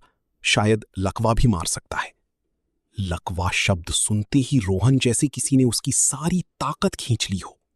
वो एक कदम पीछे हटा और दीवार से टिक गया। और राजेश, वो वहीं खड़ा रह गया। उसके कान सुन्न हो गए। जिस आदमी ने अरबों के सौदों पर बिना हाथ कांपे हस्ताक्षर किए थे, आज डॉक्टर की एक बात ने उसके घुटने ढीले कर दिए थे। डॉक्टर, क्या वो ठीक हो सकती हैं? इंतजार करना होगा। कुछ लोग काफी हद तक ठीक हो जाते हैं, कुछ बहुत धीरे धीरे। सबसे जरूरी है इलाज और लगातार फिजियोथेरेपी। इसमें जल्दबाजी नहीं की जा सकती। जल्दबाजी नहीं की जा सकती। ये 4 शब्द राजेश के दिमाग में एक कील की तरह चुभ गए। उसकी जिंदगी हर काम को तेजी से, सलीके से और प्रभावी ढंग से करने की आदी थी। लेकिन पता चला कि कुछ दर्द एक सफल व्यक्ति की जिंदगी की रफ्तार को स्वीकार नहीं करते। वे इंसान को बैठने, धीरज रखने, इंतजार करने और छोटे छोटे कदम उठाने पर मजबूर कर देते हैं। सुबह के समय प्रिया को रिकवरी रूम में लाया गया। उसका चेहरा सफेद रोशनी में पीला पड़ गया था। बाल चिपके हुए थे। सिर के एक तरफ पट्टी बंधी थी। दाहिने हाथ में ड्रिप लगी थी और बायां हाथ ऐसी स्थिर पड़ा था जैसे वो उसके शरीर का हिस्सा ही न हो। रोहन ने जैसे ही अपनी मां को देखा, वो रोने लगा, लेकिन राजेश ने उसके कंधे पर हाथ रखकर उसे रोक दिया। मां को आराम करने दो। सुबह के करीब प्रिया को होश आया। उसकी पलकें काफी देर तक हिली, फिर धीरे धीरे खुली। पहली नजर में वो घबराई हुई थी, फिर उसकी नजरें सफेद छत पर टिक गईं। उसने सहज रूप से हिलने की कोशिश की, लेकिन शरीर का बायां हिस्सा पत्थर की तरह भारी था। उसने अपना हाथ उठाने की कोशिश की, नहीं उठा। पैर घुमाने की कोशिश की, नहीं घूमा। प्रिया का चेहरा और पीला पड़ गया, उसकी सांसें तेज हो गईं और उसकी आंखें एक ऐसे डर से बड़ी हो गईं जो अभी अभी साफ हुआ था। राजेश बिस्तर के पास की कुर्सी से उठा। प्रिया, तुम्हें होश आ गया? उसने बहुत धीरे धीरे अपना सिर उसकी तरफ घुमाया। कुछ सेकंड लगे। फिर उसकी आंखों ने पहचाना कि सामने कौन है। फिर जैसे कुछ याद आया हो, उसने फिर से अपने शरीर के बाएं हिस्से को हिलाने की कोशिश की। फिर भी कोई फायदा नहीं हुआ। उसके होंठ कांपने लगे। मेरा हाथ। राजेश जल्दी से झुका, आवाज को शांत रखने की कोशिश की। डॉक्टर ने कहा है कि तुम्हें अभ्यास करना होगा, हमारे पास समय है, घबराओ मत। प्रिया ने अपने बाएं हाथ को देखा जो बिस्तर पर स्थिर पड़ा था, और उसकी आंखों से तेजी से आंसू बहने लगे। वो जोर से नहीं रोई, बस चुपचाप आंसू उसके माथे से नीचे बह रहे थे। ये दर्द पहले की हर तकलीफ से अलग था। गरीबी सही जा सकती थी, कर्ज चुकाया जा सकता था, लेकिन ये एहसास कि आपका अपना शरीर आपकी बात नहीं मान रहा है, इंसान को अंदर तक तोड़ देता है। रोहन पास आया, होंठ भींचे हुए। मां, इस कहानी के बारे में आप क्या सोचते हैं? प्रिया ने अपने बेटे को देखा, होठों को ऐसे सिकोड़ा जैसे उसे तसल्ली देना चाहती हो, लेकिन मुस्कान टेढ़ी हो गई। उसने दीवार की तरफ मुंह फेर लिया और एक बहुत धीमी आवाज निकली जो दिल को चीर रही थी। मुझे घर ले चलो। डॉक्टर ने आकर चोट, इलाज के समय और अगर जल्दी अभ्यास ना किया तो मांसपेशियों के सिकुड़ने के खतरे के बारे में बताया। राजेश एक एक बात सुन रहा था और याद रख रहा था। पहली बार उसे साफ साफ महसूस हुआ कि अस्पताल का बिल चुकाना जिम्मेदारी का सिर्फ पहला हिस्सा है। असली सफर तो अब शुरू होना था, दवाओं का सफर। खड़े होने का अभ्यास, चलने का अभ्यास, चम्मच पकड़ने का अभ्यास और एक अधूरे शरीर को स्वीकार करने का अभ्यास। जब डॉक्टर चला गया तो राजेश बिस्तर के पास खड़ा उस औरत को देख रहा था जो पूरे कमरे से मुंह मोड़ चुकी थी। उसने धीरे धीरे लेकिन मजबूती से कहा, तुम्हें रहने, पैसे या किसी भी और चीज की चिंता करने की जरूरत नहीं है। मैं तुम्हें अपने साथ ले जाऊंगा ताकि इलाज ठीक से हो सके। ये दया की वजह से नहीं है और ना ही कर्ज चुकाने के लिए। ये इसलिए है क्योंकि ये बोझ मुझे बहुत पहले ही उठा लेना चाहिए था। प्रिया नहीं मुड़ी, सिर्फ सफेद चादर के नीचे उसके दुबले कंधे हल्के से कांपे। उसकी खामोशी अब चाकू की तरह तेज नहीं थी। वो थकी हुई थी, दुखी थी और इतनी टूट चुकी थी जैसे कोई बहुत लंबे समय तक चलने के बाद, बहुत लंबे समय तक लड़ने के बाद भले ही किसी पर निर्भर नहीं होना चाहता, लेकिन अब अकेले खड़े रहने की ताकत भी नहीं बची थी। ऑपरेशन के एक हफ्ते बाद जब प्रिया की हालत थोड़ी स्थिर हुई, राजेश ने उसे अस्पताल से छुट्टी दिला दी। गाड़ी में 3 लोग थे और वो शाम की उन सड़कों से धीरे धीरे गुजर रही थी जो अभी भी पुरानी बारिश से गीली थी। प्रिया पीछे की सीट पर चुपचाप बैठी थी। उसका सिर खिड़की की तरफ थोड़ा झुका हुआ था। शरीर का बायां हिस्सा अभी भी पत्थर की तरह भारी था और जब भी गाड़ी हल्के से उछलती उसके हाथ पैर सुन्न हो जाते। इस एहसास से उसका दिल चल रहा था। राजेश का फ्लैट एक शांत सोसाइटी में बीच की मंजिल पर था, जहां से एक चौड़ी नदी दिखाई देती थी जिस पर शाम की धूप चमक रही थी। घर रोशन और साफ सुथरा था। प्रिया की सोच से कम सामान था। उसने नौकर को पहले ही कुछ भारी भरकम सामान हटाने, बिस्तर को नीचा करने, बाथरूम में हैंडल लगवाने और फिसलने से बचाने वाली कुर्सी रखने के लिए कह दिया था। रास्ता इतना चौड़ा था कि व्हीलचेयर आसानी से जा सके। सब कुछ बहुत ध्यान से तैयार किया गया था, लेकिन इतना दिखावा नहीं था कि प्रिया को लगे कि उस पर कोई एहसान किया जा रहा है। जैसे ही उसे कमरे में लाया गया, प्रिया ने तुरंत कहा, आवाज सख्त लेकिन थकी हुई थी। इतना सब करने की जरूरत नहीं है। मैं यहां कुछ समय के लिए ही हूं। थोड़ा ठीक होते ही मैं चली जाऊंगी। राजेश ने बहस नहीं की। उसने सिर्फ धीरे से कहा, ठीक है, तुम इसे आराम करने की जगह समझो ताकि तुम अपनी ताकत वापस पा सको। आराम शब्द इलाज से ज्यादा नरम था। प्रिया जानती थी कि वो उसके लिए शब्द चुन रहा है, ताकि उसे बुरा न लगे, और यही बात उसके सीने में चुभ गई। कुछ साल पहले जब वो गरीब थी तब भी वो नहीं रोई थी, लेकिन अब सिर्फ इसलिए कि कोई उसके साथ सही तरीके से व्यवहार कर रहा था, उसकी आंखों में आंसू आ गए। शुरुआती दिन बहुत मुश्किल थे। उठकर बैठने, बिस्तर से नीचे उतरने और यहां तक कि एक गिलास पानी पीने जैसे छोटे छोटे काम भी बहुत भारी लग रहे थे। प्रिया का बायां हाथ लगभग बेजान था, बायां पैर उसकी बात नहीं मानता था, और जब भी वो खड़े होने का अभ्यास करती पसीने से तरबतर हो जाती। एक दिन दर्द इतना ज्यादा था कि उसने अपने होंठ भींच लिए और फिर मुंह फेर लिया, क्योंकि वो नहीं चाहती थी कि राजेश या रोहन उसके आंसू देखें। लेकिन इन्हीं कामों के दौरान राजेश ने अपने जीवन का कर्ज एक ऐसे तरीके से चुकाना शुरू किया जिसकी उम्मीद किसी ने नहीं की थी। सुबह वो खुद प्रिया को बिस्तर से व्हीलचेयर पर बिठाता। शुरू में वो अनाड़ी था, गलत जगह हाथ रखने से प्रिया को दर्द होता और वो तुरंत रुककर माफी मांगता। रात में वो डॉक्टर के निर्देशों को ध्यान से देखता, सीखता कि पीठ को कैसे सहारा देना है, पैर कैसे रखना है ताकि मरीज गिरे नहीं। कुछ ही दिनों में उसकी हरकतें और मजबूत हो गईं। एक दिन प्रिया दलिया खा रही थी कि चम्मच उसके दाहिने हाथ से फिसलकर कपड़ों पर गिर गया। वो रुक गई, उसका चेहरा लाल हो गया। ये शर्मिंदगी का नहीं, बल्कि दुख का लाल रंग था। जिस औरत ने कभी कचरा बीना था, बारिश में बच्चे को लेकर भागी थी और न जाने कितने दुख सहे थे, आज वो खुद से एक चम्मच दलिया भी नहीं खा पा रही थी। उसने मुंह फेर लिया, होंठ कांप रहे थे। राजेश झुका, चम्मच उठाया, ना कोई दया दिखाई, ना ही उसे बहलाने की कोशिश की। उसने सिर्फ एक कपड़े से उसके कपड़ों पर लगा दलिया पोंछा और बहुत सामान्य तरीके से कहा, थोड़ा ठंडा होने दो, गरम दलिया खाने से अटक सकता है। यही सामान्यता थी जिसने प्रिया के घायल स्वाभिमान को कुछ हद तक बचा लिया। उसने कुछ नहीं कहा, लेकिन उसके दाहिने हाथ ने चादर को कसकर पकड़ लिया। राजेश ने प्रिया के लिए जो पहला खाना बनाया वो मछली का दलिया था। उसे धुंधला सा याद था कि प्रिया ने कभी कहा था कि बीमार से उठे व्यक्ति के लिए यह खाना हल्का होता है, लेकिन उस दिन दलिया नीचे से जल गया था, मछली में महक थी और प्याज काले पड़ गए थे। रोहन ने यह देखा और कई दिनों के तनाव के बाद पहली बार मुस्कुराया। पापा, आप ऐसे खाना बनाओगे तो मां ठीक होकर भी बीमार पड़ जाएंगी। राजेश ने अपना माथा मला और एक दुर्लभ मुस्कान के साथ हंसा। पता है, कल फिर से बनाऊंगा। अगले दिन कद्दू का सूप फीका था और उसके अगले दिन अंडे का ऑमलेट बहुत नमकीन। राजेश ने हार नहीं मानी। काम से लौटकर वो रसोई में लग जाता। कभी कभी वो किसी क्लाइंट से फोन पर बात करते हुए दलिया देखता रहता और पसीना उसकी शर्ट को भिगो देता। रोहन ये देखकर अपने पिता की मदद करने लगा।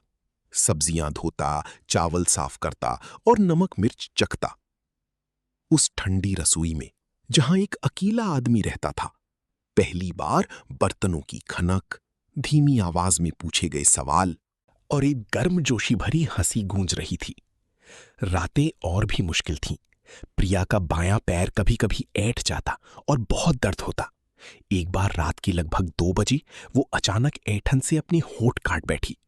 राजेश बिस्तर के पास की कुर्सी से उठा, उसके पैर को ऊपर उठाया और एक एक हिस्से की मालिश करने लगा। उसके हाथ जो कलम पकड़ने और फाइलें पलटने की आदी थे, अब अनाड़ी लेकिन धैर्यवान थे। वो मालिश करता रहा जब तक कि प्रिया की सांसें शांत नहीं हो गईं। एक बार जब प्रिया बहुत थक गई थी तो उसने तीखे शब्दों में कहा, "ये सब करने की जरूरत नहीं है, मैं अभी मरी नहीं हूं।" राजेश ने सिर उठाया, उसकी आवाज गहरी हो गई। "मुझे पता है, इसीलिए मुझे ये करना है।" उसने मुंह फेर लिया, कोई जवाब नहीं दिया। ये बात न तो बनावटी थी, न ही कोई एहसान जताने वाली। ये सिर्फ जिम्मेदारी स्वीकार करने की बात थी। और शायद इतने सालों के बाद जो चीज किसी के दिल को छूती है, वो सुंदर वादे नहीं होते, बल्कि ये होता है कि आधी रात में जब आपके हाथ पैर ऐंठ रही हों, बाल पसीने से भीगे हों और चेहरा दिखने लायक ना हो, तब भी कौन आपके पास बैठा है। रोहन ये सब चुपचाप देख रहा था। उसने अपने पिता को बिस्तर के पास की कुर्सी पर सोते हुए देखा। कॉलर मुड़ा हुआ था और फोन की स्क्रीन अभी भी एक अधूरी कॉल की वजह से जल रही थी।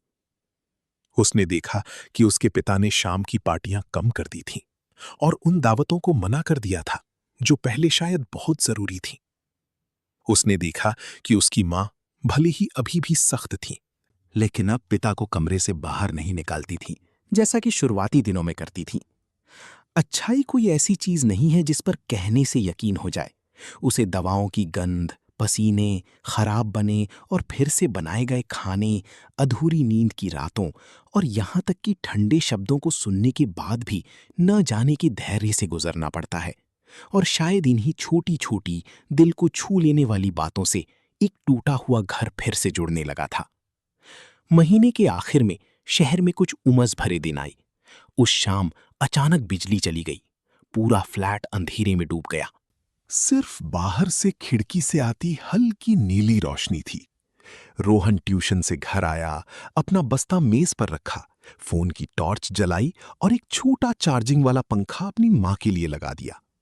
रसोई में राजेश जो हरे चने का दलिया बना रहा था, उसे बीच में ही उतारना पड़ा और उसमें से अभी भी भाप निकल रही थी। प्रिया व्हीलचेयर पर खिड़की के पास बैठी थी। उसका बायां पैर एक पतले तकिए पर था और उसकी आंखें उस नदी को देख रही थीं जो अब अंधेरे आसमान के रंग की हो गई थी। वो पहले से काफी बेहतर थी। अब वो दाहिने हाथ से गिलास पकड़ सकती थी और किसी के सहारे कुछ देर के लिए खड़ी भी हो सकती थी। लेकिन कूल्हे से पैर तक का तेज दर्द अभी भी था, खासतौर पर जब मौसम बदलता। आज बिजली नहीं थी, हवा में घुटन थी और पसीने से उसकी गर्दन चिपचिपी हो रही थी, लेकिन उसने कोई शिकायत नहीं की। राजेश ने एक चार्जिंग वाली लाइट खाने की मेज के बीच में रखी। पीली रोशनी तीनों के चेहरों पर पड़ रही थी, जिससे कमरा और छोटा और अपना सा लग रहा था। कोई टीवी नहीं था, फोन की घंटी नहीं बज रही थी, कोई काम बीच में नहीं आ रहा था। सिर्फ बाहर मच्छरों की भिनभिनाहट और पंखे की धीमी आवाज थी। रोहन राजेश के सामने बैठ गया। वो काफी देर तक चुप रहा, फिर अचानक पूछा। आवाज शांत लेकिन साफ थी। मैं एक बात पूछूं पापा? आप सच बताएंगे? राजेश थोड़ा रुका। यह पहली बार था जब रोहन ने उसे एक पूरे वाक्य में इस तरह बुलाया था, न घबराहट में न ही गलती से। उसने अपने बेटे को देखा और धीरे धीरे जवाब दिया। हां बेटा, पूछो। रोहन ने अपनी नजरें झुकाकर अपने हाथों को देखा। उस साल अगर आप मां से सच में प्यार करते थे तो आपने उन्हें आखिर तक ढूंढा क्यों नहीं? यह सवाल अंधेरे कमरे के बीच में गिरा, तीखा नहीं लेकिन दर्दनाक। प्रिया जो खिड़की से बाहर देख रही थी, वो भी खामोश हो गई। वो भी सुनना चाहती थी, अब कुरेदने के लिए नहीं, बल्कि ये जानने के लिए कि आखिरकार उस टूटे हुए जीवन की शुरुआत उस आदमी के दिल में कहां से हुई थी। राजेश काफी देर तक चुप बैठा रहा। उसने न तो मुंह फेरा, न ही कोई गहरी सांस ली। फिर उसने अपने दोनों हाथ मेज पर रखे और उसकी आवाज खराश भरी हो गई, क्योंकि मैं कायर था। रोहन ने सिर उठाया। प्रिया भी मुड़ी। राजेश बेरुखी से हंसा, एक ऐसे व्यक्ति की मुस्कान जो दूसरों के सामने खुद को नंगा कर रहा हो। मुझे धोखा दिया गया, ये सच है। मेरा खत रोका गया, कहानी गढ़ी गई। मुझे ये मानने पर मजबूर किया गया कि तुम्हारी मां ने मुझे छोड़ दिया।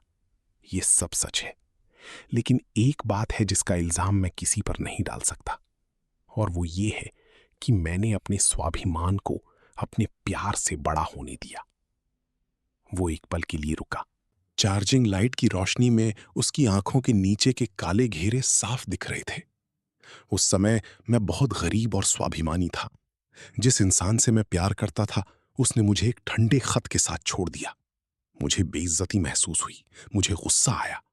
मैं शहर चला गया। काम करते हुए यही सोचता रहा कि मुझे हर हाल में सफल होना है। शुरू में यह दर्द की वजह से था, बाद में इसलिए क्योंकि मैं उस दर्द का सामना करने की हिम्मत नहीं जुटा पाया। रोहन चुप बैठा रहा। राजेश ने आगे कहा, आवाज में कोई दया की भीख नहीं थी। मैं खुद से कहता था, अगर किसी ने मुझे गरीबी की वजह से छोड़ दिया है तो उसे ढूंढने का क्या फायदा? ऐसा सोचने से दर्द कम होता था। ऐसा करने से सामना नहीं करना पड़ता था। यह मेरी गलती थी, बहुत बड़ी गलती। प्रिया ने सिर झुका लिया। अगर ये बातें उसने 10 साल पहले सुनी होती तो शायद वो रो पड़ती। लेकिन अब इतने तूफानों के बाद उसे सिर्फ अपने दिल में एक हल्की सी चुभन महसूस हुई। तो जो चीज उनके बीच आई थी वो सिर्फ दूसरों की बुराई नहीं थी, बल्कि उस आदमी का स्वाभिमान भी था जो कभी उससे प्यार करता था। राजेश ने प्रिया की तरफ देखा, फिर रोहन की तरफ। मैं ये बहाना नहीं बनाऊंगा कि मैं छोटा था या काम में बहुत व्यस्त था। आखिरकार अगर प्यार गहरा होता है तो इंसान ढूंढता है। मैंने आखिर तक नहीं ढूंढा, इसलिए ये मेरी गलती है जिसे मुझे जिंदगी भर ढोना है। कमरे में सन्नाटा छा गया। दूर कहीं बिजली कड़कने की आवाज आई, लेकिन बारिश अभी नहीं हुई थी। रोहन ने मुश्किल से थूक निगला। उसकी आंखें लाल हो गईं। इस बार गुस्से से नहीं, बल्कि इसलिए क्योंकि पहली बार उसने सामने बैठे आदमी को बिना किसी ढाल के देखा था। उसने सारी गलती अपनी मरी हुई दादी पर नहीं डाली, संजय पर नहीं डाली और ना ही कोई मीठी बातें की। उसने सिर्फ अपनी जिंदगी का सबसे बुरा हिस्सा स्वीकार किया। थोड़ी देर बाद रोहन ने धीरे से पूछा, उन सालों में क्या आप खुश थे? राजेश ने सिर हिलाया। नहीं, मैंने बहुत पैसा कमाया, लोग इज्जत करते थे, लेकिन दिल में हमेशा एक खालीपन था। मैं सोचता था कि व्यस्त रहने से भूल जाऊंगा, पर जितना व्यस्त होता उतना ही खालीपन बढ़ता। प्रिया ने मुंह फेर लिया। उसकी पलकें हल्के से कांपी। कुछ बातें बहुत देर से कही गईं, लेकिन वे सच थीं, और सच्ची बातों में अपना वजन होता है। ठीक उसी समय बिजली अभी भी नहीं आई थी। चार्जिंग पंखा धीरे धीरे धीमा हो रहा था। रोहन उठा और बालकनी में रखी अपनी पुरानी साइकिल अंदर लाया और उसके थोड़े टेढ़े ब्रेक को ठीक करने बैठ गया। राजेश थोड़ी देर देखता रहा, फिर वो भी उसके पास जाकर बैठ गया। लाओ, मैं देखता हूं। रोहन थोड़ा झिझका, फिर उसने रिंच उसके हाथ में दे दिया। दोनों बाप बेटा पुरानी साइकिल पर झुके हुए थे। पीली रोशनी उनके कंधों पर पड़ रही थी, जो एक दूसरे को छू रहे थे। किसी ने और कुछ नहीं कहा, लेकिन उसी पल प्रिया ने देखा कि उसकी बेटे के दिल का दरवाजा धीरे से खुल गया था।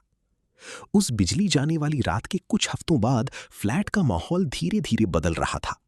ये तुरंत खुशनुमा नहीं हुआ, बल्कि एक धीमी आंच पर रखे पानी के बर्तन की तरह धीरे धीरे गर्म हो रहा था। प्रिया हर दिन फिजियोथेरेपी करती रही।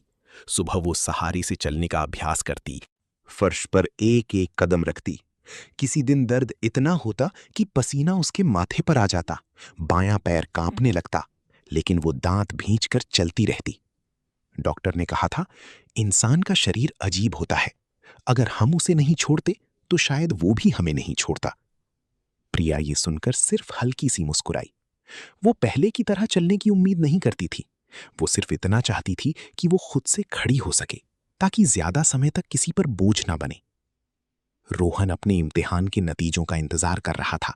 वो स्कूल जाता, माँ के हाथ पैर के अभ्यास में मदद करता और रात में लाइब्रेरी से लाई गई मेडिकल की कुछ किताबें पढ़ता। कभी कभी देर रात तक उसके छोटे से कमरे की लाइट जलती रहती। राजेश गुजरते हुए अपने बेटे को नोट्स बनाते देखता। स्कूल की यूनिफॉर्म पुरानी थी, लेकिन पीठ सीधी थी और उसे अचानक गला भर आता। उसने अपनी आधी जिंदगी सफलता के पीछे भागने में लगा दी थी, और ये लड़का, वो एक बहुत ही साधारण लेकिन बहुत उज्जवल कारण के लिए पढ़ रहा था। जिस दिन नतीजा आया, उस दिन रात की बारिश के बाद आसमान साफ था और धूप खिड़की के बाहर नदी पर चमक रही थी। प्रिया अपनी कलाई के अभ्यास में लगी थी कि उसने दरवाजा जोर से खुलने की आवाज सुनी। रोहन भागता हुआ अंदर आया। उसका चेहरा लाल था, बाल पसीने से भीगे थे और हाथ में एक छोटा सा प्रिंटेड कागज था। माँ! बस इसी एक आवाज से माँ का दिल बैठ गया। प्रिया ने दाहिने हाथ से कुर्सी का सहारा लिया और जल्दी से ऊपर देखा। क्या हुआ बेटा? रोहन कुछ पल हांफता रहा, फिर उसने कागज आगे बढ़ाया।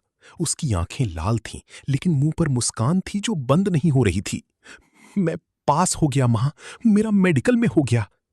उसके हाथ में कागज कांप रहा था। प्रिया ने कागज पर मोटे अक्षरों में लिखे शीर्षक को देखा, नंबर देखे, अपने बेटे का नाम देखा, और फिर उसकी आंखों से आंसू बह निकले। उसने उस कागज को अपने सीने से ऐसे लगा लिया जैसे अपनी जिंदगी का एक हिस्सा जो उसे वापस मिल गया हो। वो दिन जब वो बच्चे को लेकर बारिश में भागी थी, वो दिन जब वो कबाड़ बीनते हुए घायल हो गई थी, वो दिन जब उसकी जेब में कुछ ही सिक्के थे लेकिन फिर भी उसने बेटे के लिए एक पुरानी किताब खरीदी थी। सब कुछ एक साथ याद आ गया। सच में पास हो गया बेटा। रोहन अपनी मां के पास बैठ गया, हंस रहा था लेकिन आंखें गीली थीं। हाँ मां। सच में। प्रिया ने अपना दाहिना हाथ अपने बेटे के गाल पर रखा। हाथ पतला और थोड़ा कांपता हुआ था लेकिन गर्म था। उसका गला इतना भर गया था कि वो कुछ बोल नहीं पा रही थी, सिर्फ अपने बेटे को देख रही थी। प्यार और गर्व से उसका दिल भर गया था। कुछ माओं को अपने बच्चों से कोई बड़ा आदमी बनने की उम्मीद नहीं होती। वे सिर्फ ये देखकर खुश हो जाती हैं कि उनका बच्चा एक अच्छा, ईमानदार इंसान बन गया है, और तब उन्हें लगता है कि उनकी जिंदगी की सारी मेहनत सफल हो गई। राजेश अपने काम के कमरे से बाहर आया। खबर सुनकर वो रास्ते में ही रुक गया। उसने कागज लेकर ध्यान से देखा और फिर रोहन के कंधे पर जोर से थपथपाया। बहुत बढ़िया। सिर्फ 2 शब्द, लेकिन उसकी आवाज टूट रही थी। रोहन ने अपने पिता को देखा। उसमें एक नए नवेले जवान लड़की की झिझक थी, लेकिन उसके होंठों पर खुशी छिप नहीं रही थी। उस दिन राजेश ने खुद रसोई में जश्न का खाना बनाने का फैसला किया। कोई रेस्टोरेंट नहीं, कोई महंगा खाना नहीं, सिर्फ एक पारिवारिक भोजन जिसमें पालक की सब्जी, मछली, तले हुए अंडे और थोड़ी सी नमक की चटनी थी। प्रिया बाहर बैठी उसे अनाड़ीपन से अदरक काटते और प्याज काटते देख रही थी और बोली, ध्यान से, पतीला जल जाएगा। राजेश मुड़कर हंसा, जलते जलते ही तो कुछ अच्छा बनेगा। इस हल्की फुल्की बात ने रसोई में एक दुर्लभ खुशी भर दी। जब खाना मेज पर लगा तो मछली की महक प्याज की खुशबू से मिलकर बहुत अच्छी लग रही थी। रोहन ने गहरी सांस ली। आज का खाना पिछले दिनों से बेहतर लग रहा है। बेहतर इसलिए है क्योंकि कोई यूनिवर्सिटी में पास हुआ है, राजेश ने जवाब दिया। उसकी आवाज में गर्व छिप नहीं रहा था। तीनों मेज पर बैठे। ये साधारण भोजन उन कई शानदार दावतों से ज्यादा गर्मजोशी भरा था जिनमें राजेश शामिल हुआ था। प्रिया ने अपने बेटे के लिए मछली का एक टुकड़ा उठाया, धीरे धीरे, लेकिन हाथ अब पहले से ज्यादा मजबूत था। रोहन ने जल्दी से अपनी प्लेट आगे कर दी। फिर वो राजेश की तरफ मुड़ा, बहुत ही स्वाभाविक रूप से, जैसे ये पुकार बहुत समय से कहीं दबी हुई थी और सही समय का इंतजार कर रही थी। पापा, मां के लिए सब्जी डाल दो। राजेश के हाथ में चम्मच हवा में ही रुक गया। उसने अपनी बेटे की तरफ देखा। रोहन अभी भी मेज के किनारे गिरे सब्जी के टुकड़े को उठा रहा था। कहकर वो भी थोड़ा झिझक गया था, लेकिन उसने अपनी बात वापस नहीं ली। सिर्फ उस एक शांत पापा शब्द ने, जो ना घबराहट में था ना गलती से, उस आदमी के सीने में एक चुभन और फिर एक गर्मी भर दी। उसने बहुत तेजी से अपना चेहरा घुमाया, जैसे सूप का कटोरा उठा रहा हो, लेकिन उसकी आंखें लाल हो गई थीं। प्रिया ने यह देखा और उसका दिल नरम पड़ गया। कुछ बातें कहने की जरूरत नहीं होती, फिर भी पता चल जाता है कि वे हो गई हैं। माफी शायद अभी पूरी नहीं हुई थी, अतीत को मिटाया नहीं जा सकता था, लेकिन उस भोजन से, उस घर में तीनों लोग सच में एक साझा खुशी के साथ एक दूसरे के करीब बैठ गए थे। अब सिर्फ कर्तव्य या दया के लिए नहीं। आधा खाना खाने के बाद रोहन ने अचानक कहा, आवाज धीमी लेकिन मजबूत थी, मैं डॉक्टर सिर्फ एक पेशा पाने के लिए नहीं बनना चाहता। मैं चाहता हूं कि भविष्य में जब कोई मेरी मां जैसी स्थिति में हो तो उसे निराशा में इलाज के लिए भटकना न पड़े। प्रिया ये सुनकर खिड़की की तरफ मुड़ गई। शाम की धूप नदी पर चमक रही थी। वो जानती थी कि गरीबी ने उसकी जिंदगी में बहुत कुछ तोड़ दिया था, लेकिन वो उसके बेटे की अच्छाई को नहीं मार सकी थी, और एक मां के लिए यह सबसे बड़ा इनाम था। हादसे के लगभग 1 साल बाद, जब प्रिया एल्यूमिनियम की बैसाखी के सहारे छोटे छोटे कदम चल सकती थी और बिना किसी के सहारे बैठ सकती थी, राजेश ने पूरे परिवार को मां की बरसी पर गांव चलने का सुझाव दिया। उसने बहुत धीरे धीरे कहा, जैसे उसे डर हो कि वो गलत समझ लेगी। अगर तुम तैयार नहीं हो तो हम फिर कभी चल सकते हैं। प्रिया काफी देर तक चुप बैठी रही। उसका दाहिना हाथ घुटने पर कस गया। आखिरकार उसने सिर्फ इतना कहा, जिस चीज से आप हमेशा भागते हैं वो खत्म नहीं होती। चलना है तो चलना है। तो उस सुबह गाड़ी फिर से उसी पुरानी सड़क पर चल पड़ी। उत्तर भारत में गर्मी का मौसम था। खेतों में फसल कट चुकी थी। सिर्फ पीले पुआल के ढेर थे। हवा में सूखी घास की महक थी। खिड़की से प्रिया ने पेड़ों की कतारें, नहर के किनारे और सड़क के किनारे केले के झुंड देखे और उसका दिल बेचैन हो रहा था। 17 साल पहले वो एक बारिश की रात में इस जगह से निकली थी, गर्भवती, और आंसुओं से उसकी आंखें धुंधली थीं। अब जब वो वापस आई तो उसके बालों में चांदी की लकीरें थीं और बायां पैर अभी भी दुखता था।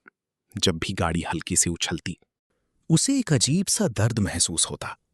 जिंदगी के कुछ मोड़ इतने कड़वे होते हैं कि उन्हें याद करके ही जबान पर कड़वाहट आ जाती है।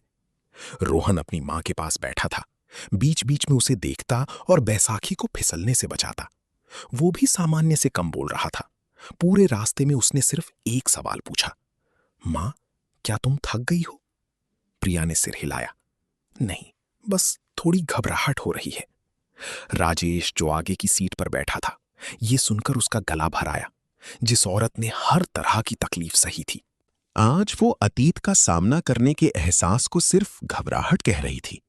जितना वो सोचता उतना ही उसका दिल भारी होता जाता। गाड़ी जैसे ही गांव में मुड़ी, जाने पहचाने घर दिखने लगे। गली के कोने पर वही बरगद का पेड़ था। पुश्तैनी घर की तरफ जाने वाली ईंटों की सड़क भी वही थी। सिर्फ लौटने वाले लोग अब पहले जैसे नहीं थे। उस दिन घर में सामान्य से ज्यादा भीड़ थी क्योंकि बरसी का दिन था। कुछ मोटरसाइकिलें एक कोने में खड़ी थीं। रसोई से चाकू छुरी की आवाजें और लोगों का एक दूसरे को थालियां लाने के लिए बुलाना सुनाई दे रहा था। लेकिन जब राजेश की गाड़ी गेट पर रुकी तो माहौल थोड़ा शांत हो गया। लोगों ने देखा कि राजेश पहले उतरा और फिर प्रिया को गाड़ी से उतरने में मदद की। वो बैसाखी के सहारे धीरे धीरे लेकिन सीधी खड़ी हुई। रोहन उसके पीछे था, साफ सुथरी सफेद शर्ट पहने, चेहरा रोशन था। पास खड़े कुछ रिश्तेदार एक दूसरे को हैरानी से देख रहे थे। एक चाची ने सबसे पहले हकलाते हुए कहा, हे भगवान, ये प्रिया है। प्रिया ने सिर्फ धीरे से सिर हिलाया। वो ना तो मुस्कुराई ना ही सिर झुकाया। बैसाखी पर उसका पतला शरीर कमजोर लग रहा था, लेकिन अजीब तरह से उसमें एक मजबूती थी। संजय घर से बाहर निकला। जैसे ही उसने उन तीनों को देखा, उसका चेहरा पीला पड़ गया। उसकी रोज की चालाकी गायब हो गई। वो बरामदे की सीढ़ियों पर खड़ा रह गया। उसकी आंखें तेजी से घूम रही थीं, जैसे उसे यकीन न हो कि ये दिन इतनी जल्दी आ जाएगा। राजेश ने उसे तुरंत नहीं देखा। उसने प्रिया को आंगन में एक कुर्सी पर बिठाया। बूढ़ा पेड़ अभी भी छाया दे रहा था और कुछ पके हुए फल जमीन पर गिरे हुए थे। प्रिया ने पत्तों को देखा। उसकी नाक में जलन हो रही थी। जवानी में वो इसी पेड़ के नीचे राजेश का खेत से लौटने का इंतजार करती थी। वे दोनों एक फल तोड़ते, नमक मिर्च के साथ खाते और हंसते। पुरानी यादें एक नरम घाव की तरह चुभ रही थीं। शंकर काका लाठी टेकते हुए घर के बीच वाले कमरे से बाहर आए। उनकी आंखें बूढ़ी थीं लेकिन अभी भी तेज थीं। प्रिया और रोहन को देखकर उन्होंने बहुत धीरे से सिर हिलाया। वापस आ गए, ये अच्छा है। फिर वो आंगन में खड़े लोगों की तरफ मुड़े। आवाज ऊंची नहीं थी लेकिन सबने सुनी, घर के लोग घर में आओ, बाहर खड़े होकर क्या देख रहे हो। ये बात एक लंगर की तरह थी। इसमें न कोई तारीफ थी न कोई दया, लेकिन इसने प्रिया और रोहन को घर के लोग की सही जगह पर बिठा दिया। रोहन ये सुनकर, जो अब तक तनाव में था, थोड़ा शांत हो गया। जब पूजा घर में जाने का समय आया तो राजेश प्रिया के साथ एक एक कदम चल रहा था। ताजी अगरबत्ती की महक, पुरानी लकड़ी की गंध, मीठे चावल और मेज पर रखी मिठाइयों की खुशबू से माहौल भारी हो गया था। प्रिया ने वेदी के बीच में लटकी अपनी सास की तस्वीर को देखा। उसका दिल जोर जोर से धड़क रहा था। सारी पुरानी कड़वाहट जो उसे लगा था कि दब गई है, अब फिर से कीचड़ की तरह ऊपर आ रही थी। लेकिन इस बार वो जवान लड़की नहीं थी जिसे दीवार से लगा दिया गया था। वो एक मां थी जो तूफानों से गुजरी थी, एक औरत जो अपने सम्मान के बल पर जिंदा बची थी। राजेश मुड़ा और शंकर काका से धीमी आवाज में बोला, लेकिन इतनी कि पास खड़े लोग सुन सकें, काका, जमीन और खानदान के खर्चों का हिसाब किताब पिछले कुछ सालों से कौन देख रहा है? मैं चाहता हूं कि आगे से सब कुछ पारदर्शी तरीके से हो। आंगन में थोड़ी हलचल हुई।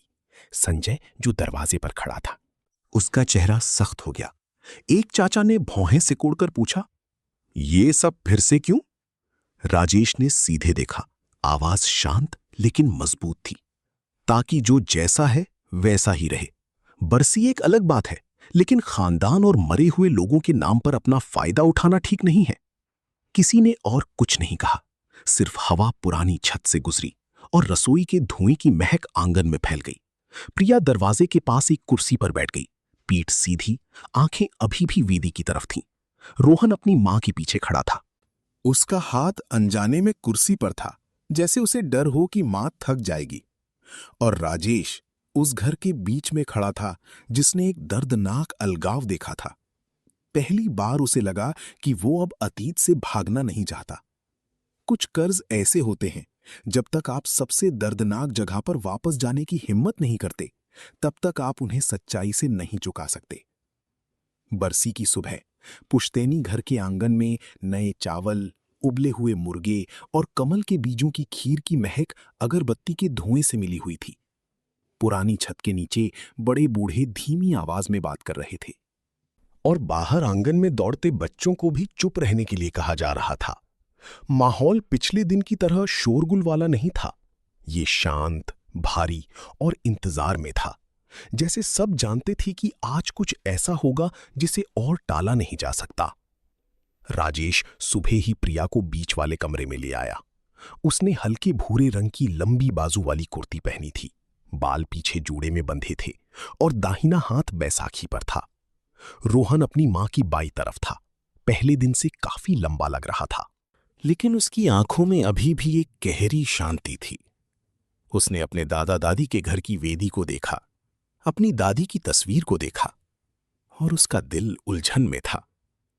तस्वीर में जो औरत थी वो उसकी सगी दादी थी, और वही औरत थी जिसने कभी उसके पेट में होने को एक ऐसा बोझ समझा था जिसे उसके बेटे की जिंदगी से काट देना चाहिए था। शंकर काका ने पहले अगरबत्ती जलाई और फिर एक तरफ हो गए। राजेश ने अगरबत्तियों का एक बंडल जलाया, एक प्रिया को दी और एक रोहन को। आग अगरबत्ती के सिरे पर लगी और चंदन की महक नाक में हल्की सी चुभन पैदा कर रही थी। रोहन पहले आगे बढ़ा। वो वेदी के सामने सीधा खड़ा हुआ, दोनों हाथों में अगरबत्ती पकड़े हुए, होंठ भींचे हुए, और आंखें बहुत देर तक तस्वीर पर टिकी रहीं। पूरा घर खामोश था। आखिरकार रोहन ने बोलना शुरू किया। उसकी आवाज ऊंची नहीं थी, लेकिन हर शब्द साफ था। दादी, मुझे आपके बारे में कुछ भी याद नहीं है। बचपन से लेकर आज तक मैंने कभी आपको दादी कहकर नहीं बुलाया। मुझे गुस्सा था, दुख था, और कभी कभी मैं सोचता था कि अगर आपने ऐसा नहीं किया होता तो मेरी मां की जिंदगी शायद कुछ और होती। एक पल रुककर रोहन ने अपने गले की घुटन को निगला। लेकिन मैं उस गुस्से को हमेशा के लिए नहीं रखना चाहता। मेरी मां ने कितने भी दुख सहे, लेकिन उन्होंने मुझे हमेशा साफ दिल से जीना सिखाया। मैं डॉक्टर बनना चाहता हूं, और अगर मैं मन में नफरत रखूंगा तो शायद मैं सही रास्ते पर नहीं चल पाऊंगा। इसीलिए आज मैं ये अगरबत्ती सब कुछ भूलने के लिए नहीं जला रहा, बल्कि ये कहने के लिए जला रहा हूं कि मैं कुछ बोझ कम कर रहा हूं, ताकि मेरी मां को शांति मिले, मेरे पापा को पछतावा कम हो, और मैं खुद पुरानी बातों की परछाई में जीना बंद कर सकूं। ये सीधी साधी बातें घर में ऐसे गिरी जैसे शांत पानी में पत्थर।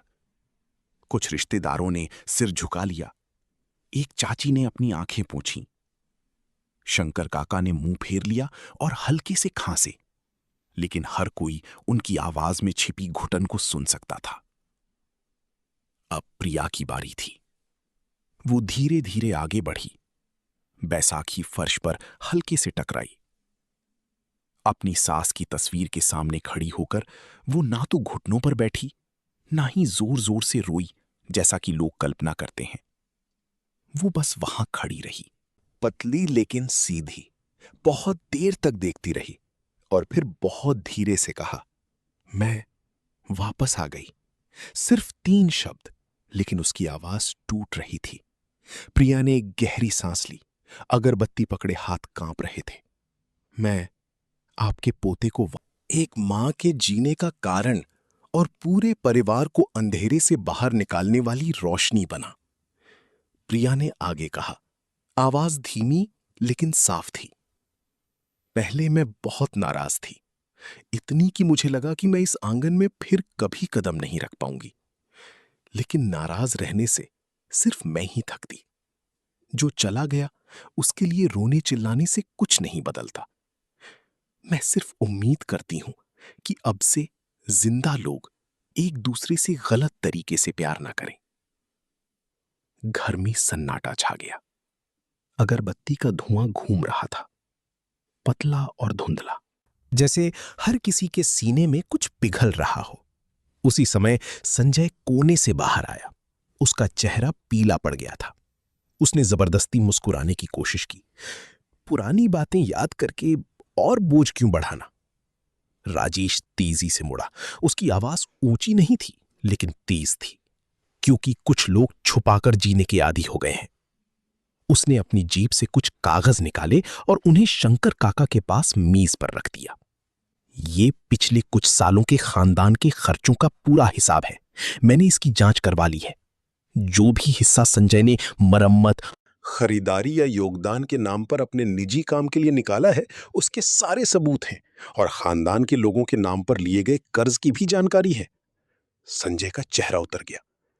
राजेश, तुम सबके सामने तमाशा मत बनाओ। तमाशा तुमने बनाया है। राजेश ने सीधे देखा। मैं बेइज्जत नहीं कर रहा, मैं सिर्फ हर चीज को उसके सही रिकॉर्ड और कानून के मुताबिक रख रहा हूं। आज से तुम खानदान के पैसे, जमीन या किसी भी नाम को हाथ नहीं लगाओगे। शंकर काका ने अपनी लाठी टेकी। आवाज सख्त हो गई। जैसा करोगे वैसा भरोगे। कोई तुम्हारी गलतियों का बोझ हमेशा नहीं उठाएगा। संजय ने कुछ कहने के लिए मुंह खोला, लेकिन चारों तरफ सिर्फ नजरें चुराती या ठंडी आंखें दिखी। उसका रिश्तों, जान पहचान और चालाक जबान का सहारा आज टूट गया था। वो आंगन के बीच में खड़ा रह गया। उसका चेहरा लाल और फिर नीला हो गया और आखिरकार वो एक भी शब्द नहीं बोल पाया। प्रिया ने यह दृश्य देखा। उसे ना तो खुशी हुई ना ही हल्का महसूस हुआ। उसे सिर्फ एक पुरानी बात समझ में आई, जो अब जाकर सच में महसूस हो रही थी। जिंदगी में जो बोगे वही काटोगे। कभी कभी किसी को धक्का देने की जरूरत नहीं होती। सिर्फ सच्चाई के खड़े होते ही लोग खुद खड़े होने की जगह खो देते हैं। दोपहर के समय आंगन में धूप पेड़ों से छनकर आ रही थी और अगरबत्ती का धुआं अभी भी पुरानी छत के नीचे उड़ रहा था। अतीत का सबसे बड़ा कर्ज आखिरकार किसी बड़े झगड़े से नहीं सुलझा। वो एक सही समय पर छोड़ी गई बात, एक सही जगह पर कही गई सच्चाई और उन लोगों की मजबूती से सुलझा जो इतना दर्द सह चुके थे कि समझ गए थे कि नफरत को पकड़े रहने से सिर्फ अपना ही दिल जलता है। बरसी के बाद की शाम, पुश्तैनी घर का आंगन खाली हो रहा था। थालियां अंदर रख दी गई थीं। रसोई में बर्तन धोने की आवाजें कम हो गई थीं। सिर्फ खेतों से हवा पेड़ों से गुजर रही थी और आंगन के कोने से चमेली के फूलों की महक आ रही थी। बूढ़े पेड़ के नीचे, जहां पत्तों की छाया जमीन पर पड़ रही थी, प्रिया एक नीची बांस की कुर्सी पर बैठी थी। बैसाखी पास में रखी थी। रोहन बगीचे में शंकर काका की मदद कर रहा था। हवा से टूटी रस्सी को बांध रहा था। माहौल में एक अजीब सी शांति थी। इतने सालों के दर्द के बाद ऐसा लग रहा था कि कोई भी दिन शांत नहीं हो सकता।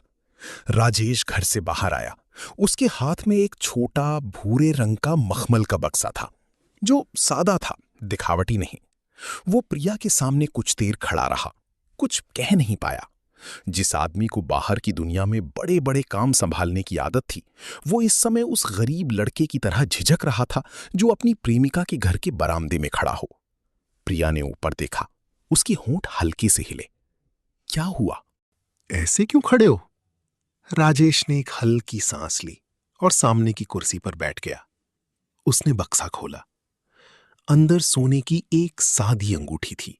ना कोई पत्थर, ना कोई डिजाइन, बस सादी और शाम की धूप की तरह गर्म। पहले उसकी आंखें झुक गईं। 17 साल, ये समय इतना लंबा था कि कभी-कभी उसे लगता था कि वो किसी के हाथ में वादा रखने का एहसास भूल ही चुकी है। लेकिन पता चला कि कुछ चीजें खोती नहीं हैं। वे सिर्फ दिल के किसी कोने में बहुत लंबे समय तक चुपचाप पड़ी रहती हैं और सही समय पर फिर से चुपती हैं। राजेश ने सिर उठाकर सीधे उसकी आंखों में देखा। मैं अब कोई बड़े वादे करने की हिम्मत नहीं कर सकता। जो जिंदगी खो गई है, मैं जानता हूं कि मैं उसकी भरपाई नहीं कर सकता। मैं सिर्फ तुमसे ये मांग रहा हूं कि मुझे अपनी बची हुई जिंदगी तुम्हारे साथ रहने, तुम्हारी देखभाल करने और तुम्हारे साथ मिलकर अपने बेटे की देखभाल करने दो। ये पछतावे के लिए नहीं है, बल्कि इसलिए है क्योंकि मैं सच में ऐसा चाहता हूं। हवा ने कुछ कच्चे फलों को गिराया और कुछ पीले पत्ते जमीन पर आ गिरे। प्रिया ने अपने हाथों को देखा, पतले हाथ जिन पर हड्डियां साफ दिख रही थीं, जो न जाने कितनी मेहनत से गुजरे थे। उसे एक पुरानी बारिश की रात याद आई। पेट में बच्चे को लेकर रोते हुए जाने का एहसास याद आया। चटनी के साथ खाए गए भोजन के दिन याद आए। बुखार में बेटे का माथा सहलाने की रातें याद आईं। और वो समय भी याद आया जब वो बिस्तर पर पड़ी थी और उसे लगा था कि उसकी जिंदगी टूट गई है। ये सब सिर्फ एक अंगूठी से नहीं मिट सकता था, लेकिन क्योंकि वो इन सब से गुजरी थी, वो किसी से भी ज्यादा समझती थी कि जो इंसान अभी भी साथ है, उसकी क्या कीमत है। उसने अपना दाहिना हाथ आगे बढ़ाया, धीरे धीरे लेकिन दृढ़ता से। मुझे एक और बार बिछड़ने मत देना। राजेश के हाथ हल्के से कांपे जब उसने अंगूठी उसकी उंगली में पहनाई। कोई तालियों की गड़गड़ाहट नहीं थी, कोई गवाह नहीं था। सिर्फ गांव की हवा, बूढ़ा पेड़ और बगीचे से लौटते हुए रोहन की गीली आंखें थीं। वो लड़का बरामदे की सीढ़ियों पर रुक गया, अपने माता पिता को देखा और फिर चुपचाप मुस्कुराया। एक ऐसी बेटी की मुस्कान जिसे आखिरकार अपने घर का नाम लेने में कोई खालीपन महसूस नहीं हो रहा था। उसके बाद के महीनों में जिंदगी किसी परी कथा में नहीं बदली। प्रिया को अभी भी मौसम बदलने पर पैरों में दर्द होता था। किसी दिन वो कुछ चक्कर चल पाती, किसी दिन कुछ ही कदमों में थक जाती। लेकिन अब वो निराश नहीं थी। हर सुबह वो बैसाखी के सहारे बालकनी में जाकर तुलसी और मिर्च के पौधों को पानी देती। दोपहर में वो सब्जी काटने में मदद करती, सूप चखती और अपने बेटे के स्कूल से लौटने का इंतजार करती। सप्ताहांत में वो अपनी पुरानी झुग्गी की नंदा मौसी के साथ मिलकर एक पतीला दलिया बनवाती और उसे अस्पताल में मरीजों के रिश्तेदारों को बांटती। वो कहती थी कि जब वो मुश्किल में थी तो लोगों ने उसे एक गिलास पानी, एक रोटी दी थी, इसलिए अब वो जो भी कर सकती है करेगी। रोहन शहर में मेडिकल कॉलेज में पढ़ने चला गया। उसने अपनी पुरानी साइकिल अभी भी स्टोर रूम में रखी थी। कहता था कि ये उसे अपने गुजरे हुए दिनों की याद दिलाती है। कभी घर आने पर वो अपनी मां को शरीर रचना के बारे में बताता, अपने पिता को लाइब्रेरी में अपनी ड्यूटी के बारे में बताता, धीरे धीरे लेकिन आंखों में एक चमक के साथ। वो सपना जो कभी एक छोटी सी रसोई में देखा गया था, अब एक साफ रास्ता बन गया था। और राजेश, उसने फालतू की पार्टियां और देर रात तक चलने वाली दावतें कम कर दी थीं। कंपनी के काम के अलावा उसने एक अलग फंड बनाया, एक छोटा सा ट्रस्ट जो गांव के गरीब, होशियार बच्चों की मदद करता था, खास तौर पर उन बच्चों की जिनके माता पिता बीमार थे। उसने कोई दिखावा नहीं किया, बस चुपचाप शंकर काका को स्थानीय प्रशासन के साथ मिलकर काम करने को कहा, ये कहकर कि ये गांव के प्रति उसके कर्ज का एक हिस्सा है। शाम को उनका घर अक्सर एक गर्म भोजन के साथ खत्म होता। कभी कभी सिर्फ मछली, सब्जी का सूप और तला हुआ अंडा होता। कभी कभी जब प्रिया थक जाती तो राजेश अनाड़ीपन से खाना बनाता और रोहन हंसता। लेकिन यही बर्तनों की खनक, छोटी छोटी बातों की पूछताछ, वो चीज थी जिसकी कमी उन तीनों को इतने सालों से थी। जिंदगी में कुछ चीजें खो जाती हैं और वापस नहीं मिलती, लेकिन इंसान फिर भी ये सोचकर जी सकता है कि दर्द को उसे कठोर ना बनाने दे। अच्छाई, अगर वो सच्ची अच्छाई है तो शायद उसे गलत समझा जाए, कुचला जाए, बहुत लंबे समय तक दफन कर दिया जाए, लेकिन फिर भी एक दिन वो मीठे फल के रूप में सामने आती है। रिश्ते भी ऐसे ही होते हैं। बस अगर एक व्यक्ति एक कदम और सहने को तैयार हो, थोड़ा और प्यार करने को तैयार हो, सच बोलने और सही काम करने को तैयार हो, तो जो घर टूट चुका था वो भी फिर से गर्म हो सकता है। इस कहानी के माध्यम से शायद जो बात रह जाती है वो ये नहीं है कि कौन ज्यादा सही था या किसे ज्यादा दुख मिला, बल्कि ये है कि जिंदगी में किसी से सही तरीके से प्यार करना एक आशीर्वाद है। गलत तरीके से किया गया प्यार कभी-कभी पूरी जिंदगी बर्बाद कर देता है। और कभी-कभी सबसे बड़ा इनाम पैसे या पद में नहीं होता, बल्कि इस बात में होता है कि आखिरकार एक अच्छे इंसान को देखा जाए, उसका सम्मान किया जाए और उसका हाथ पकड़कर बची हुई जिंदगी को शांति से जिया जाए। कहानी को अंत तक सुनने के लिए आप सभी का धन्यवाद। अगर इस कहानी ने आपके दिल को कहीं भी छुआ हो तो कृपया चैनल को एक लाइक दें और कमेंट सेक्शन में अपनी भावनाएं व्यक्त करें, ताकि हम मिलकर अच्छी बातों को फैला सकें। हम आपके अच्छे स्वास्थ्य, मन की शांति और परिवार के साथ गर्मजोशी भरे भोजन की कामना करते हैं। अलविदा, और आपसे फिर मिलेंगे दिल की आवाज चैनल पर। दोस्तों, आप हमें दुनिया के किस कोने से सुन रहे हैं, कमेंट करके जरूर बताइएगा। आज की ये कहानी आपको कैसी लगी? आपकी क्या राय है? हमें जानकर बहुत खुशी होगी। हम ईश्वर से प्रार्थना करते हैं कि आप जहां भी रहें हमेशा खुश, सुरक्षित और सलामत रहें। और हाँ, अगर आपके पास भी कोई ऐसी ही दिलचस्प या दिल को छू लेने वाली कहानी है तो उसे हम सबके साथ साझा जरूर करें। हमें आपकी कहानियों का इंतजार रहेगा।